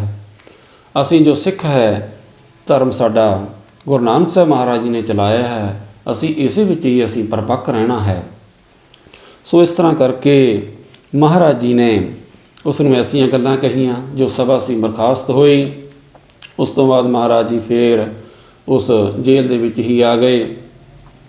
ਸੋ ਉੱਧਰੋਂ ਮਹਾਰਾਜ ਜੀ ਨੂੰ ਦਿੱਲੀ ਦੀ ਸਿੱਖ ਸੰਗਤਾਂ ਵੀ ਚੇਤੇ ਕਰਦੀਆਂ ਨੇ, ਮਹਾਰਾਜ ਜੀ ਨੂੰ ਯਾਦ ਕਰਦੀਆਂ ਨੇ ਉੱਥੇ ਸਾਧ ਸੰਗਤ ਜੀ ਇੱਕ ਸਿੱਖ ਆਇਆ ਕਿ ਮਹਾਰਾਜ ਜੀ ਆਪ ਜੀ ਕਿਰਪਾ ਕਰਕੇ ਮੇਰੇ ਗ੍ਰਹਿ ਵਿਖੇ ਆਪ ਜੀ ਆਓ, ਆਪ ਜੀ ਚਰਨ ਪਾਓ। ਮਹਾਰਾਜ ਜੀ ਨੇ ਵਚਨ ਕੀਤਾ ਅਸੀਂ ਭਾਈ ਜ਼ਰੂਰ ਆਵਾਂਗੇ। ਤੋ ਸੱਚੇ ਪਾਤਸ਼ਾਹ ਮਹਾਰਾਜ ਜੀ ਉਸ ਦੇ ਗ੍ਰਹਿ ਵਿਖੇ ਗਏ। ਭਾਵੇਂ ਇੱਧਰ ਮਹਾਰਾਜ ਜੀ ਜੇਲ੍ਹ ਦੇ ਵਿੱਚ ਕੈਦ ਨੇ, ਪਰ ਮਹਾਰਾਜ ਜੀ ਉੱਥੇ ਫਿਰ ਹੋਰ ਰੂਪ ਧਾਰਨ ਕਰਕੇ ਮਹਾਰਾਜ ਜੀ ਉੱਥੇ ਚਲੇ ਜਾਂਦੇ ਨੇ। ਸੋ ਇੱਕ ਜਦੋਂ ਮਲਾਣਿਆਂ ਨੇ ਦੇਖਿਆ ਕਿ ਮਹਾਰਾਜ ਜੀ ਤਾਂ ਇੱਥੇ ਸਿੱਖ ਦੇ ਘਰ ਦੇ ਵਿੱਚ ਪ੍ਰਸ਼ਾਦਾ ਛਕ ਰਹੇ ਨੇ, ਤਾਂ ਉਹਨਾਂ ਨੇ ਔਰੰਗਜ਼ੇਬ ਬਾਦਸ਼ਾਹ ਪਾਸ ਸ਼ਿਕਾਇਤ ਕੀਤੀ ਕਿ ਗੁਰੂ ਤੇਗ ਬਹਾਦਰ ਸਾਹਿਬ ਮਹਾਰਾਜ ਤਾਂ ਸਿੱਖਾਂ ਦੇ ਘਰਾਂ ਦੇ ਵਿੱਚ ਨੇ ਅਤੇ ਆਪ ਜੀ ਨੇ ਤਾਂ ਜੇਲ੍ਹ ਵਿੱਚ ਬੰਦ ਕੀਤਾ ਸੀ। ਜਦੋਂ ਜੇਲ੍ਹ ਵਿੱਚ ਪਤਾ ਕੀਤਾ ਤਾਂ ਜੇਲ੍ਹ ਵਿੱਚ ਵੀ ਗੁਰੂ ਤੇਗ ਬਹਾਦਰ ਸਾਹਿਬ ਮਹਾਰਾਜ ਜੀ ਉਸੇ ਤਰ੍ਹਾਂ ਹੀ ਬਿਰਾਜਮਾਨ ਹੋਏ ਨੇ। ਸੋ ਇਸ ਤਰ੍ਹਾਂ ਕਰਕੇ ਮਹਾਰਾਜ ਉਸ ਸਿੱਖ ਦੇ ਘਰੇ ਮਹਾਰਾਜ ਜੀ ਨੇ ਪ੍ਰਸ਼ਾਦਾ ਪਾਣੀ ਛਕਿਆ। ਸੋ ਉੱਥੇ ਇੱਕ ਸਿੱਖ ਨੇ ਹੋਰ ਨੇ ਬੇਨਤੀ ਕੀਤੀ ਕਿ ਮਹਾਰਾਜ ਜੀ ਸਾਡੇ ਘਰੇ ਵੀ ਆਪ ਜੀ ਅੰਨ ਜਲ ਪਾਣੀ ਛਕੋ। ਤਾਂ ਮਹਾਰਾਜ ਨੇ ਆਖਿਆ ਕਿ ਅਸੀਂ ਭਾਈ ਅਗਲੇ ਦਿਨ ਕੱਲ੍ਹ ਨੂੰ ਅਸੀਂ ਉਸ ਸਥਾਨ 'ਤੇ ਅਸੀਂ ਆਵਾਂਗੇ, ਤਾਂ ਅਸੀਂ ਉੱਥੇ ਪ੍ਰਸ਼ਾਦਾ ਜਾਣੀ ਅਸੀਂ ਛਕਾਂਗੇ। ਤਾਂ ਮਹਾਰਾਜ ਜੀ ਉਸ ਤੋਂ ਅਗਲੇ ਦਿਨ ਫੇਰ ਜਾਂਦੇ ਨੇ। ਤਾਂ ਜਿਹੜੇ ਮਲਾਣੇ ਨੇ ਉਹ ਦੇਖਦੇ ਨੇ ਕਿ ਕਿਸ ਤਰ੍ਹਾਂ ਮਹਾਰਾਜ ਜੀ ਜਾਣਗੇ, ਕਿਉਂਕਿ ਇੱਧਰ ਜੇਲ੍ਹ ਵਿੱਚ ਵੀ ਸਖਤ ਪਹਿਰਾ ਲੱਗਿਆ ਹੋਇਆ ਹੈ ਔਰ ਉਧਰ ਉਸ ਦੇ ਘਰ ਉੱਪਰ ਵੀ ਨਿਗਰਾਨੀ ਰੱਖੀ ਹੋਈ ਹੈ। ਮਹਾਰਾਜ ਜੀ ਇੱਕਦਮ ਉਸ ਘਰ ਦੇ ਵਿੱਚ ਫਿਰ ਪ੍ਰਗਟ ਹੋ ਜਾਂਦੇ ਨੇ। ਉਹ ਸਿੱਖ ਦੇ ਘਰ ਵਿੱਚ ਮਹਾਰਾਜ ਜੀ ਪ੍ਰਸ਼ਾਦਾ ਛਕਦੇ ਨੇ। ਤਾਂ ਮਲਾਣਿਆਂ ਨੇ ਫਿਰ ਔਰੰਗਜ਼ੇਬ ਬਾਦਸ਼ਾਹ ਕੋਲ ਸ਼ਿਕਾਇਤ ਲਾਈ ਕਿ ਮਹਾਰਾਜ ਜੀ ਤਾਂ ਉਹਨਾਂ ਦੇ ਸਿੱਖਾਂ ਦੇ ਘਰ ਦੇ ਵਿੱਚ ਜਾ ਕੇ ਪ੍ਰਸ਼ਾਦਾ ਛਕਦੇ ਨੇ, ਉਹਨਾਂ ਨੂੰ ਖੁਸ਼ੀਆਂ ਵਰਤਾ ਰਹੇ ਨੇ, ਉਹਨਾਂ ਨੂੰ ਮਹਾਰਾਜ ਜੀ ਨੇ ਆਪਣਾ ਨਜ਼ਰੋ ਨਜ਼ਰ ਨਿਹਾਲ ਕਰ ਰਹੇ ਨੇ। ਸੋ ਜਦੋਂ ਇੱਧਰ ਔਰੰਗਜ਼ੇਬ ਬਾਦਸ਼ਾਹ ਨੇ ਦੇਖਿਆ ਕਿ ਆਪਣਾ ਜੇਲ੍ਹ ਵਿੱਚ ਭਾਈ ਪਤਾ ਕਰੋ ਗੁਰੂ ਤੇਗ ਬਹਾਦਰ ਸਾਹਿਬ ਜੀ ਉੱਥੇ ਜੇਲ੍ਹ ਵਿੱਚ ਨੇ, ਤਾਂ ਜੇਲ੍ਹ ਵਿੱਚ ਦੇਖਿਆ ਤਾਂ ਮਹਾਰਾਜ ਜੀ ਜੇਲ੍ਹ ਵਿੱਚ ਵੀ ਨੇ। ਔਰੰਗਜ਼ੇਬ ਹੈਰਾਨ ਹੋ ਜਾਂਦਾ ਹੈ ਕਿ ਇੱਕ ਸਰੀਰ ਦੋ ਜਗ੍ਹਾ ਉੱਪਰ ਕਿਸ ਤਰ੍ਹਾਂ ਪ੍ਰਗਟ ਹੋ ਸਕਦਾ ਹੈ। ਇਹ ਮਹਾਰਾਜ ਦੀ ਕਲਾ ਸੀ ਸਾਧ ਸੰਗਤ ਜੀ। ਮਹਾਰਾਜ ਜੀ ਇੱਕ ਤੋਂ ਜਿਤਨੇ ਮਰਜ਼ੀ ਸਰੂਪ ਧਾਰਨ ਕਰ ਸਕਦੇ ਨੇ ਆਪਣੀ ਸਿੱਖਾਂ ਦੀ ਭਾਵਨਾ ਪੂਰੀ ਕਰਨ ਵਾਸਤੇ। ਸੋ ਇਸੇ ਤਰ੍ਹਾਂ ਹੀ ਸਾਧ ਸੰਗਤ ਜੀ ਇੱਕ ਵਾਰੀ ਸਤਿਗੁਰੂ ਮਹਾਰਾਜ ਜੀ ਫਿਰ ਜਮਨਾ ਨਦੀ ਦੇ ਕਿਨਾਰੇ ਜਾਂਦੇ ਨੇ, ਉੱਥੇ ਮਹਾਰਾਜ ਜੀ ਇਸ਼ਨਾਨ ਕਰਦੇ ਨੇ। ਤਾਂ ਉਸ ਸਮੇਂ ਵੀ ਮਲਾਣਿਆਂ ਨੇ ਸ਼ਿਕਾਇਤ ਲਾਈ ਕਿ ਗੁਰੂ ਤੇਗ ਬਹਾਦਰ ਸਾਹਿਬ ਮਹਾਰਾਜ ਤਾਂ ਜਮਨਾ ਨਦੀ 'ਤੇ ਅਸੀਂ ਉਹਨਾਂ ਨੂੰ ਇਸ਼ਨਾਨ ਕਰਦਿਆਂ ਨੂੰ ਦੇਖਿਆ ਹੈ। ਜਦ ਇੱਧਰ ਦੇਖਿਆ ਤਾਂ ਮਹਾਰਾਜ ਜੀ ਇੱਥੇ ਤਾਂ ਜੇਲ੍ਹ ਵਿੱਚ ਵੀ ਬਿਰਾਜਮਾਨ ਨੇ। ਤਾਂ ਜਿਹੜਾ ਦਰੋਗੇ ਸਨ ਜੇਲ੍ਹ ਦੇ, ਹੋਰ ਜਿਹੜੇ ਫੌਜ ਸੀ ਜੇਲ੍ਹ ਦੇ ਵਿੱਚ ਲੱਗੀ ਹੋਈ, ਉਹ ਸੱਚੇ ਪਾਤਸ਼ਾਹ ਮਹਾਰਾਜ ਜੀ ਦੀ ਸ਼ਰਧਾਲੂ ਬਣ ਜਾਂਦੀ ਹੈ। ਮਹਾਰਾਜ ਜੀ ਦੇ ਚਰਨਾਂ ਉੱਪਰ ਨਮਸਕਾਰ ਕਰਦੀ ਹੈ ਅਤੇ ਮਹਾਰਾਜ ਦਾ ਸਤਸੰਗ ਕਰਦੇ ਰਹਿੰਦੇ ਨੇ। ਉਹ ਵੀ ਮਹਾਰਾਜ ਜੀ ਨੂੰ ਉਹ ਆਖਦੇ ਨੇ ਕਿ ਸੱਚੇ ਪਾਤਸ਼ਾਹ ਜੀ ਅਸੀਂ ਤਾਂ ਕੇਵਲ ਆਪਣੀ ਡਿਊਟੀ ਨਿਭਾ ਰਹੇ ਹਾਂ, ਸਾਨੂੰ ਮਹਾਰਾਜ ਜੀ ਆਪ ਆਪਣੇ ਨਾਲ ਹੀ ਲੈ ਜਾਓ।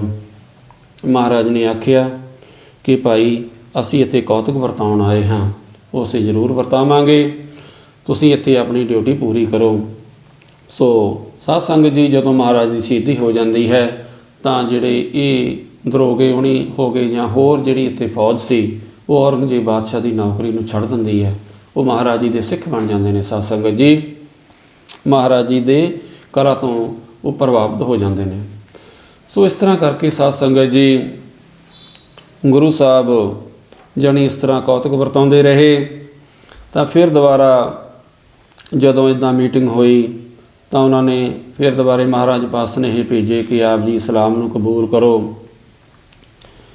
ਅਤੇ ਜਾਂ ਫਿਰ ਆਪ ਜੀ ਆਪਣੀ ਮੌਤ ਨੂੰ ਕਬੂਲ ਕਰ ਲਓ।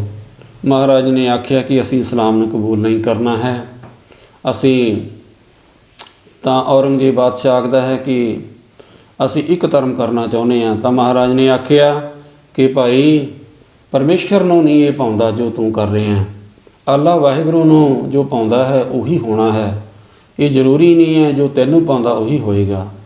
ਤਾਂ ਔਰੰਗਜ਼ੇਬ ਕਹਿੰਦਾ ਮੈਨੂੰ ਕਿਵੇਂ ਪਤਾ ਲੱਗੇ। ਮਹਾਰਾਜ ਨੇ ਆਖਿਆ ਕਿ ਭਾਈ ਤੂੰ ਮਿਰਚਾਂ ਲੈ ਕੇ ਆ, ਕਾਲੀਆਂ ਮਿਰਚਾਂ, ਉਸ ਨੂੰ ਤੂੰ ਸਾੜ ਕੇ ਉਸ ਨੂੰ ਕੱਪੜ ਛਾਣ ਕਰਕੇ ਉਸ ਵਿੱਚ ਜੋ ਮਿਰਚਾਂ ਬਚਣਗੀਆਂ ਉਹ ਤੇਰੇ ਸਵਾਲ ਦਾ ਉੱਤਰ ਹੋਏਗਾ। ਤਾਂ ਇਸੇ ਤਰ੍ਹਾਂ ਹੀ ਕੀਤਾ ਗਿਆ।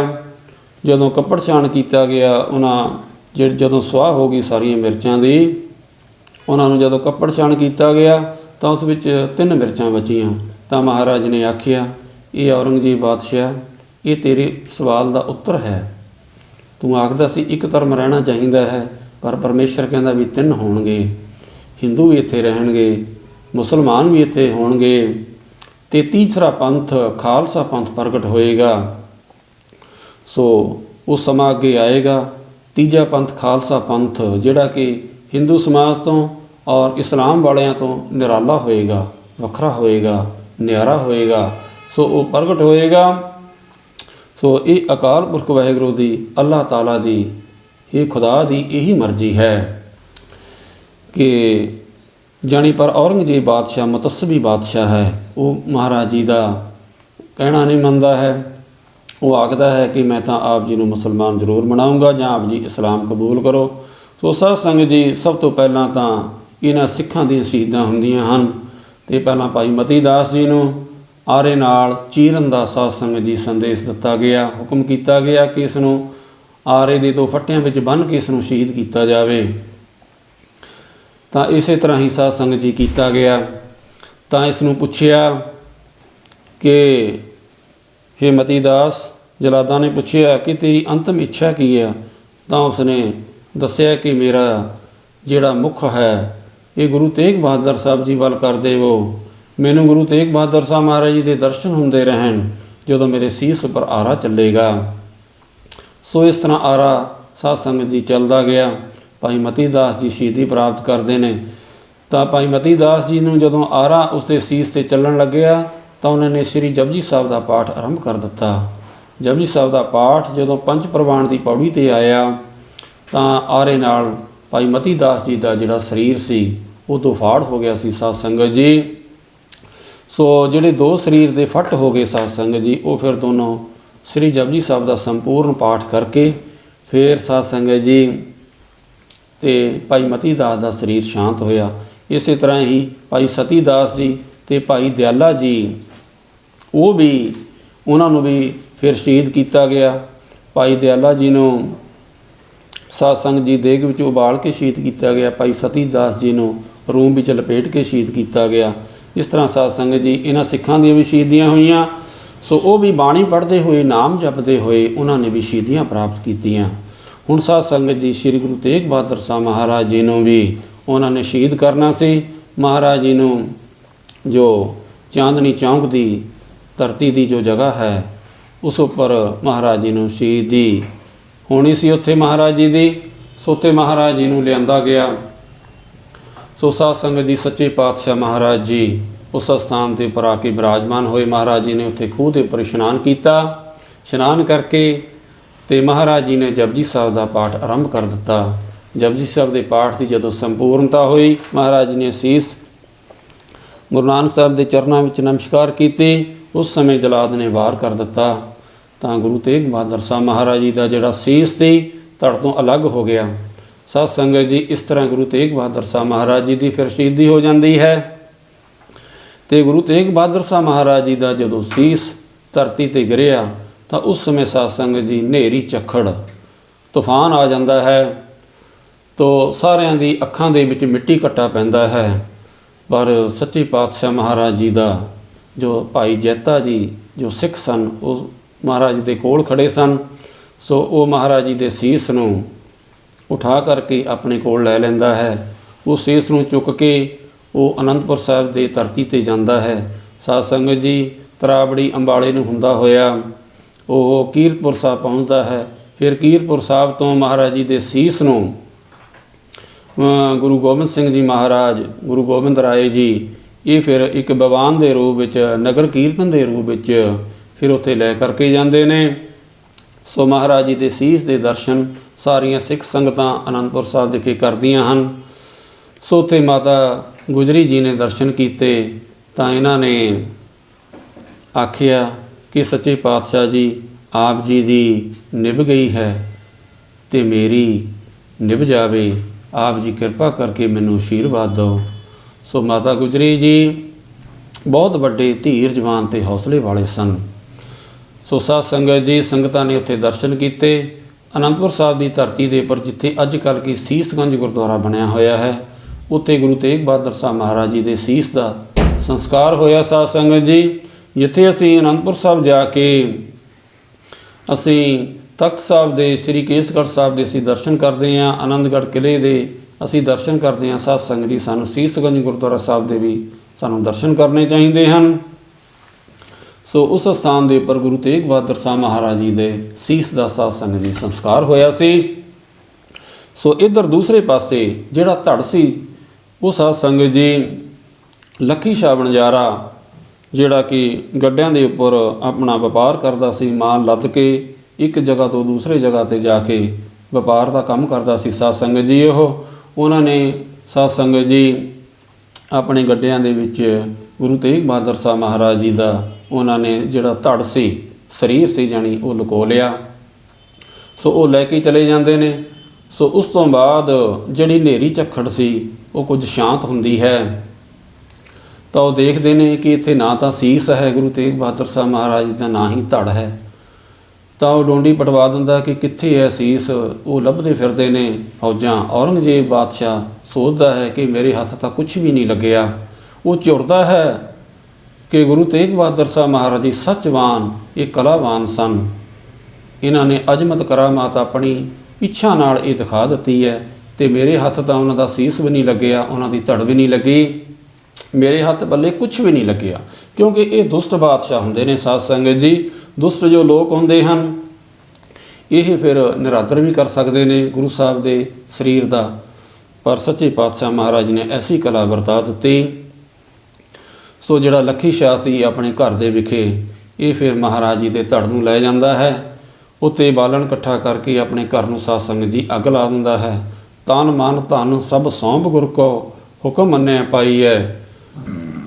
ਸਾਧ ਸੰਗਤ ਜੀ, ਇਸ ਨੇ ਦੇਖ ਲਓ, ਇਹ ਐਸੇ ਸਿੱਖ ਸਨ ਜਿਨ੍ਹਾਂ ਨੇ ਆਪਣਾ ਤਨ ਵੀ, ਮਨ ਵੀ ਅਤੇ ਧਨ ਵੀ ਗੁਰੂ ਨੂੰ ਅਰਪਣ ਕੀਤਾ ਹੋਇਆ ਸੀ। ਆਪਣੇ ਘਰ ਦੀ ਇਸਨੇ ਪਰਵਾਹ ਨਹੀਂ ਕੀਤੀ। ਗੁਰੂ ਸਾਹਿਬ ਦਾ ਸੰਸਕਾਰ ਹੋਣਾ ਚਾਹੀਦਾ ਹੈ। ਮਹਾਰਾਜ ਜੀ ਦਾ ਸੰਸਕਾਰ ਕਰਨ ਵਾਸਤੇ ਇਸਨੇ ਆਪਣੇ ਘਰ ਨੂੰ ਹੀ ਅੱਗ ਲਗਾ ਦਿੱਤੀ। ਸੋ ਸੱਚੇ ਪਾਤਸ਼ਾਹ ਮਹਾਰਾਜ ਜੀ ਦਾ ਇਸ ਤਰ੍ਹਾਂ ਦੇਹੀ ਦਾ ਸੰਸਕਾਰ ਹੋਇਆ। ਸਾਧ ਸੰਗਤ ਜੀ, ਇੱਕ ਗੁਰੂ ਤੇਗ ਬਹਾਦਰ ਸਾਹਿਬ ਮਹਾਰਾਜ ਜੀ ਹੀ ਇਸ ਧਰਤੀ ਦੇ ਉੱਪਰ ਐਸੇ ਰਹਿਬਰ, ਐਸੇ ਪੀਰ, ਐਸੇ ਸਤਿਗੁਰੂ, ਪਾਰ ਬ੍ਰਹਮ ਪਰਮੇਸ਼ਰ ਦਾ ਸਰੂਪ, ਸਮੁੰਦ ਵਿਰੋਲ ਸਰੀਰ ਹਮ ਦੇਖਿਆ, ਇੱਕ ਵਸਤ ਅਨੂਪ ਦਿਖਾਈ, ਗੁਰੂ ਗੋਬਿੰਦ ਗੋਬਿੰਦ ਗੁਰੂ ਹੈ, ਨਾਨਕ ਭੇਦ ਨਾ ਭਾਈ। ਗੁਰ ਸਮਰੱਥ ਗੁਰ ਨਿਰੰਕਾਰ, ਗੁਰ ਊਚਾ ਅਗਮ ਅਪਾਰ, ਗੁਰ ਕੀ ਮਹਿਮਾ ਅਗਮ ਹੈ, ਕਿਆ ਕਥੇ ਕਥਨ ਹਾਰ। ਐਸੀ ਗੁਰੂ ਦੀ ਮਹਿਮਾ ਅਸੀਂ ਕੀ ਕਥਨ ਕਰਕੇ ਦੱਸ ਸਕਦੇ ਹਾਂ। ਗੁਰੂ ਸਾਹਿਬ ਦੀ ਮਹਿਮਾ ਅਪਰੰਪਾਰ ਹੈ। ਐਸੇ ਸਤਿਗੁਰੂ ਮਹਾਰਾਜ ਜੀ ਕੇਵਲ ਇੱਕ ਗੁਰੂ ਤੇਗ ਬਹਾਦਰ ਸਾਹਿਬ ਮਹਾਰਾਜ ਜੀ ਹੀ ਹਨ, ਜਿਨ੍ਹਾਂ ਦਾ ਸੀਸ ਦਾ ਸੰਸਕਾਰ ਅਨੰਦਪੁਰ ਸਾਹਿਬ ਵਿਖੇ ਹੋਇਆ ਔਰ ਧੜ ਦਾ ਸੰਸਕਾਰ ਦਿੱਲੀ ਵਿਖੇ ਲੱਖੀ ਸ਼ਾਹ ਬਣਜਾਰੇ ਦੇ ਘਰ ਦੇ ਵਿੱਚ ਹੋਇਆ। ਅਤੇ ਸਾਧ ਸੰਗਤ ਜੀ, ਇਸ ਤਰ੍ਹਾਂ ਕਰਕੇ ਗੁਰੂ ਤੇਗ ਬਹਾਦਰ ਸਾਹਿਬ ਮਹਾਰਾਜ ਦੀ ਸ਼ਹੀਦੀ ਹੋਈ ਹੈ। ਸੋ ਇਸ ਸ਼ਹੀਦੀ ਦੇ ਪ੍ਰਸੰਗ ਨੂੰ ਸ੍ਰੀ ਗੁਰੂ ਗੋਬਿੰਦ ਸਿੰਘ ਜੀ ਮਹਾਰਾਜ ਆਪਣੀ ਬਾਣੀ ਦੇ ਵਿੱਚ ਵੀ ਸਾਧ ਸੰਗਤ ਜੀ ਦਰਜ ਕਰਦੇ ਹਨ। ਤਿਲਕ ਜੰਜੂ ਰਾਖਾ ਪ੍ਰਭ ਤਾਕਾ, ਕੀਨੋ ਵੱਡੋ ਕਲੂ ਮਹਿ ਸਾਕਾ।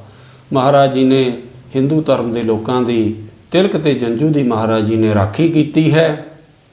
ਇਸ ਕਲਯੁਗ ਦੇ ਸਮੇਂ ਵਿੱਚ ਕੀਨੋ ਵੱਡੋ ਕਲੂ ਮਹਿ ਸਾਕਾ, ਸਾਧਨ ਹੇਤ ਇਤੀ ਜਿਨ ਕਰੀ। ਵੱਡਾ ਸਾਕਾ ਮਹਾਰਾਜ ਜੀ ਨੇ ਕਰਕੇ ਦਿਖਾਇਆ ਹੈ। ਸਾਧਨ ਹੇਤ ਇਤੀ ਜਿਨ ਕਰੀ, ਮਹਾਰਾਜ ਨੇ ਇਤੀ ਕਰਕੇ ਦਿਖਾ ਦਿੱਤੀ, ਬਲਕਿ ਇੰਤਹਾ, ਅੰਤ ਕਰਕੇ ਦਿਖਾ ਦਿੱਤਾ। ਮਹਾਰਾਜ ਜਾਣੀ ਇਸ ਤੋਂ ਵੱਡੀ ਕੋਈ ਕਲਾ ਹੋ ਹੀ ਨਹੀਂ ਸਕਦੀ। ਸੋ ਮਹਾਰਾਜ ਜੀ ਨੇ ਜਾਣੀ ਇਹ ਇਤਨੀ ਵੱਡੀ ਇਹ ਕਰਾਮਾਤ ਮਹਾਰਾਜ ਜੀ ਨੇ ਕਰਕੇ ਦਿਖਾ ਦਿੱਤੀ ਹੈ।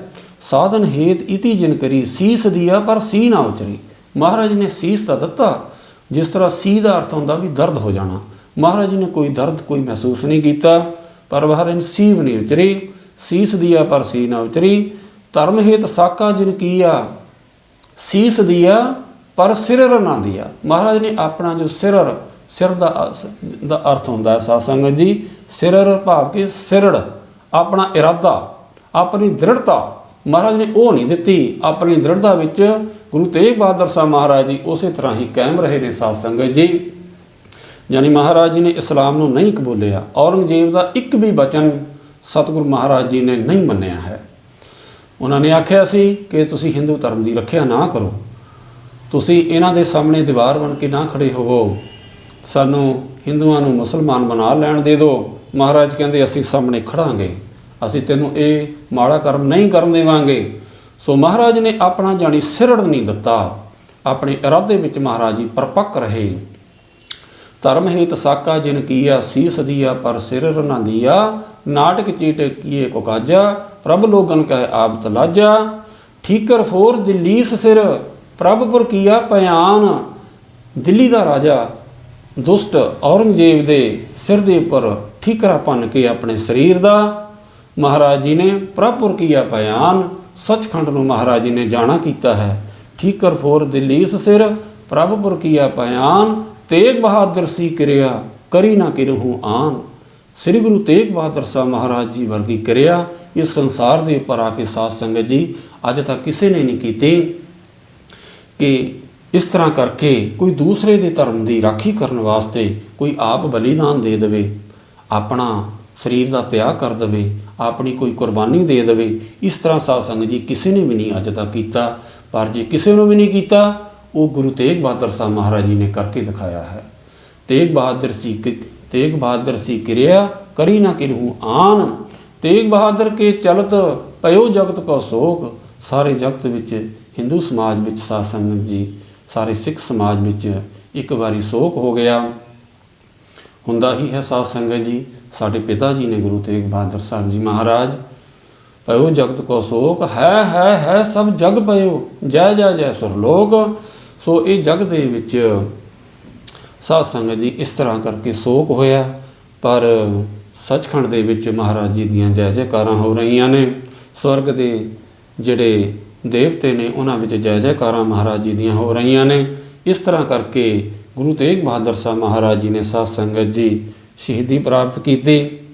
ਸਾਧ ਸੰਗਤ ਜੀ ਸਾਨੂੰ ਇੱਥੋਂ ਇਹ ਸਿੱਖਿਆ ਮਿਲਦੀ ਹੈ ਕਿ ਜਿਸ ਤਰ੍ਹਾਂ ਉਹ ਸਿੱਖ ਭਾਈ ਮਤੀ ਦਾਸ ਜੀ, ਭਾਈ ਦਿਆਲਾ ਜੀ, ਭਾਈ ਸਤੀ ਦਾਸ ਜੀ, ਗੁਰੂ ਤੇਗ ਬਹਾਦਰ ਸਾਹਿਬ ਜੀ ਮਹਾਰਾਜ ਜਿਸ ਤਰ੍ਹਾਂ ਕਰਕੇ ਇਹ ਆਪਣੇ ਧਰਮ ਦੇ ਵਿੱਚ ਦ੍ਰਿੜਤਾ ਨਾਲ ਰਹੇ ਨੇ। ਸਾਧ ਸੰਗਤ ਜੀ ਸਾਨੂੰ ਇਹ ਸਿੱਖਿਆ ਮਿਲਦੀ ਹੈ, ਸਾਨੂੰ ਵੀ ਸਿੱਖ ਧਰਮ ਦੇ ਵਿੱਚ ਆਪਣੀ ਦ੍ਰਿੜਤਾ ਨਾਲ ਰਹਿਣਾ ਚਾਹੀਦਾ ਹੈ। ਅਤੇ ਸਿੱਖਾਂ ਦੇ ਘਰੇ ਜਨਮ ਲੈ ਕੇ ਅਸੀਂ ਸਾਧ ਸੰਗਤ ਜੀ ਦਾੜੀ ਕੇਸ ਨਾ ਮਨਾਈਏ। ਅਤੇ ਸਾਡੇ ਉੱਪਰ ਤਾਂ ਸਾਧ ਸੰਗਤ ਜੀ ਐਸੀ ਕੋਈ ਆਫਤ ਨਹੀਂ ਆਈ ਹੋਈ, ਅਤੇ ਉੱਥੇ ਤਾਂ ਸਾਧ ਸੰਗਤ ਜੀ ਉਹਨਾਂ ਉੱਪਰ ਇਹ ਜ਼ੁਲਮ ਹੋ ਰਹੇ ਸਨ ਕਿ ਤੁਸੀਂ ਇਸਲਾਮ ਨੂੰ ਕਬੂਲ ਕਰੋ। ਸੋ ਸਾਧ ਸੰਗਤ ਜੀ ਅਸੀਂ ਸਿੱਖੀ ਤੋਂ ਕਿਨਾਰਾ ਆਪਣੇ ਆਪ ਇਸ ਤਰ੍ਹਾਂ ਕਿਉਂ ਕਰਦੇ ਜਾ ਰਹੇ ਹਾਂ।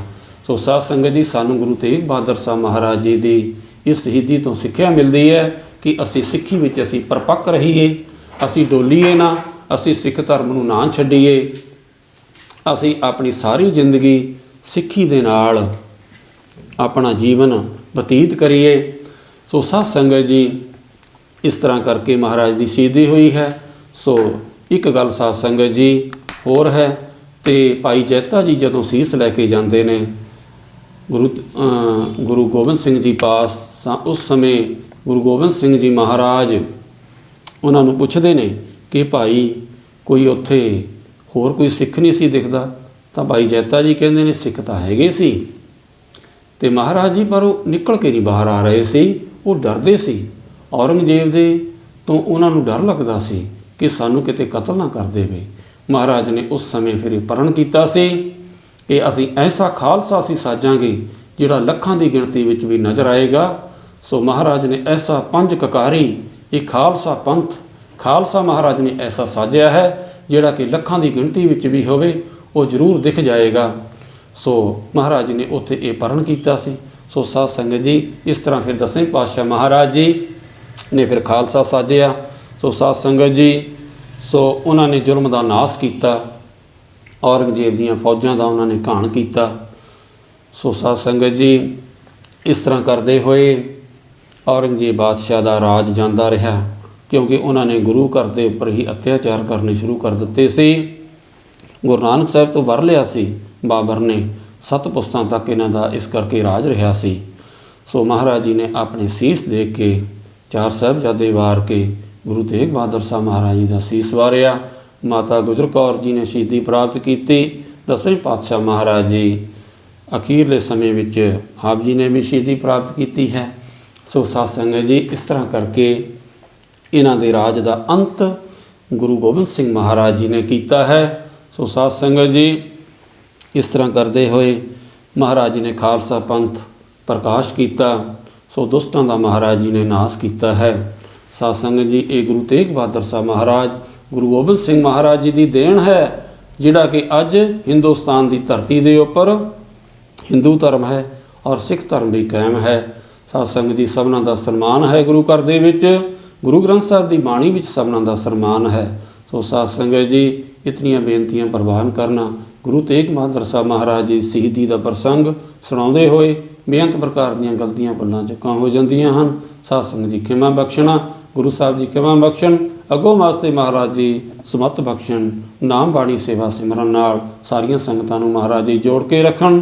ਸਾਰੇ ਗੱਜ ਕੇ ਆਖੋ ਜੀ, ਵਾਹਿਗੁਰੂ ਜੀ ਕਾ ਖਾਲਸਾ, ਵਾਹਿਗੁਰੂ ਜੀ ਕੀ ਫਤਿਹ।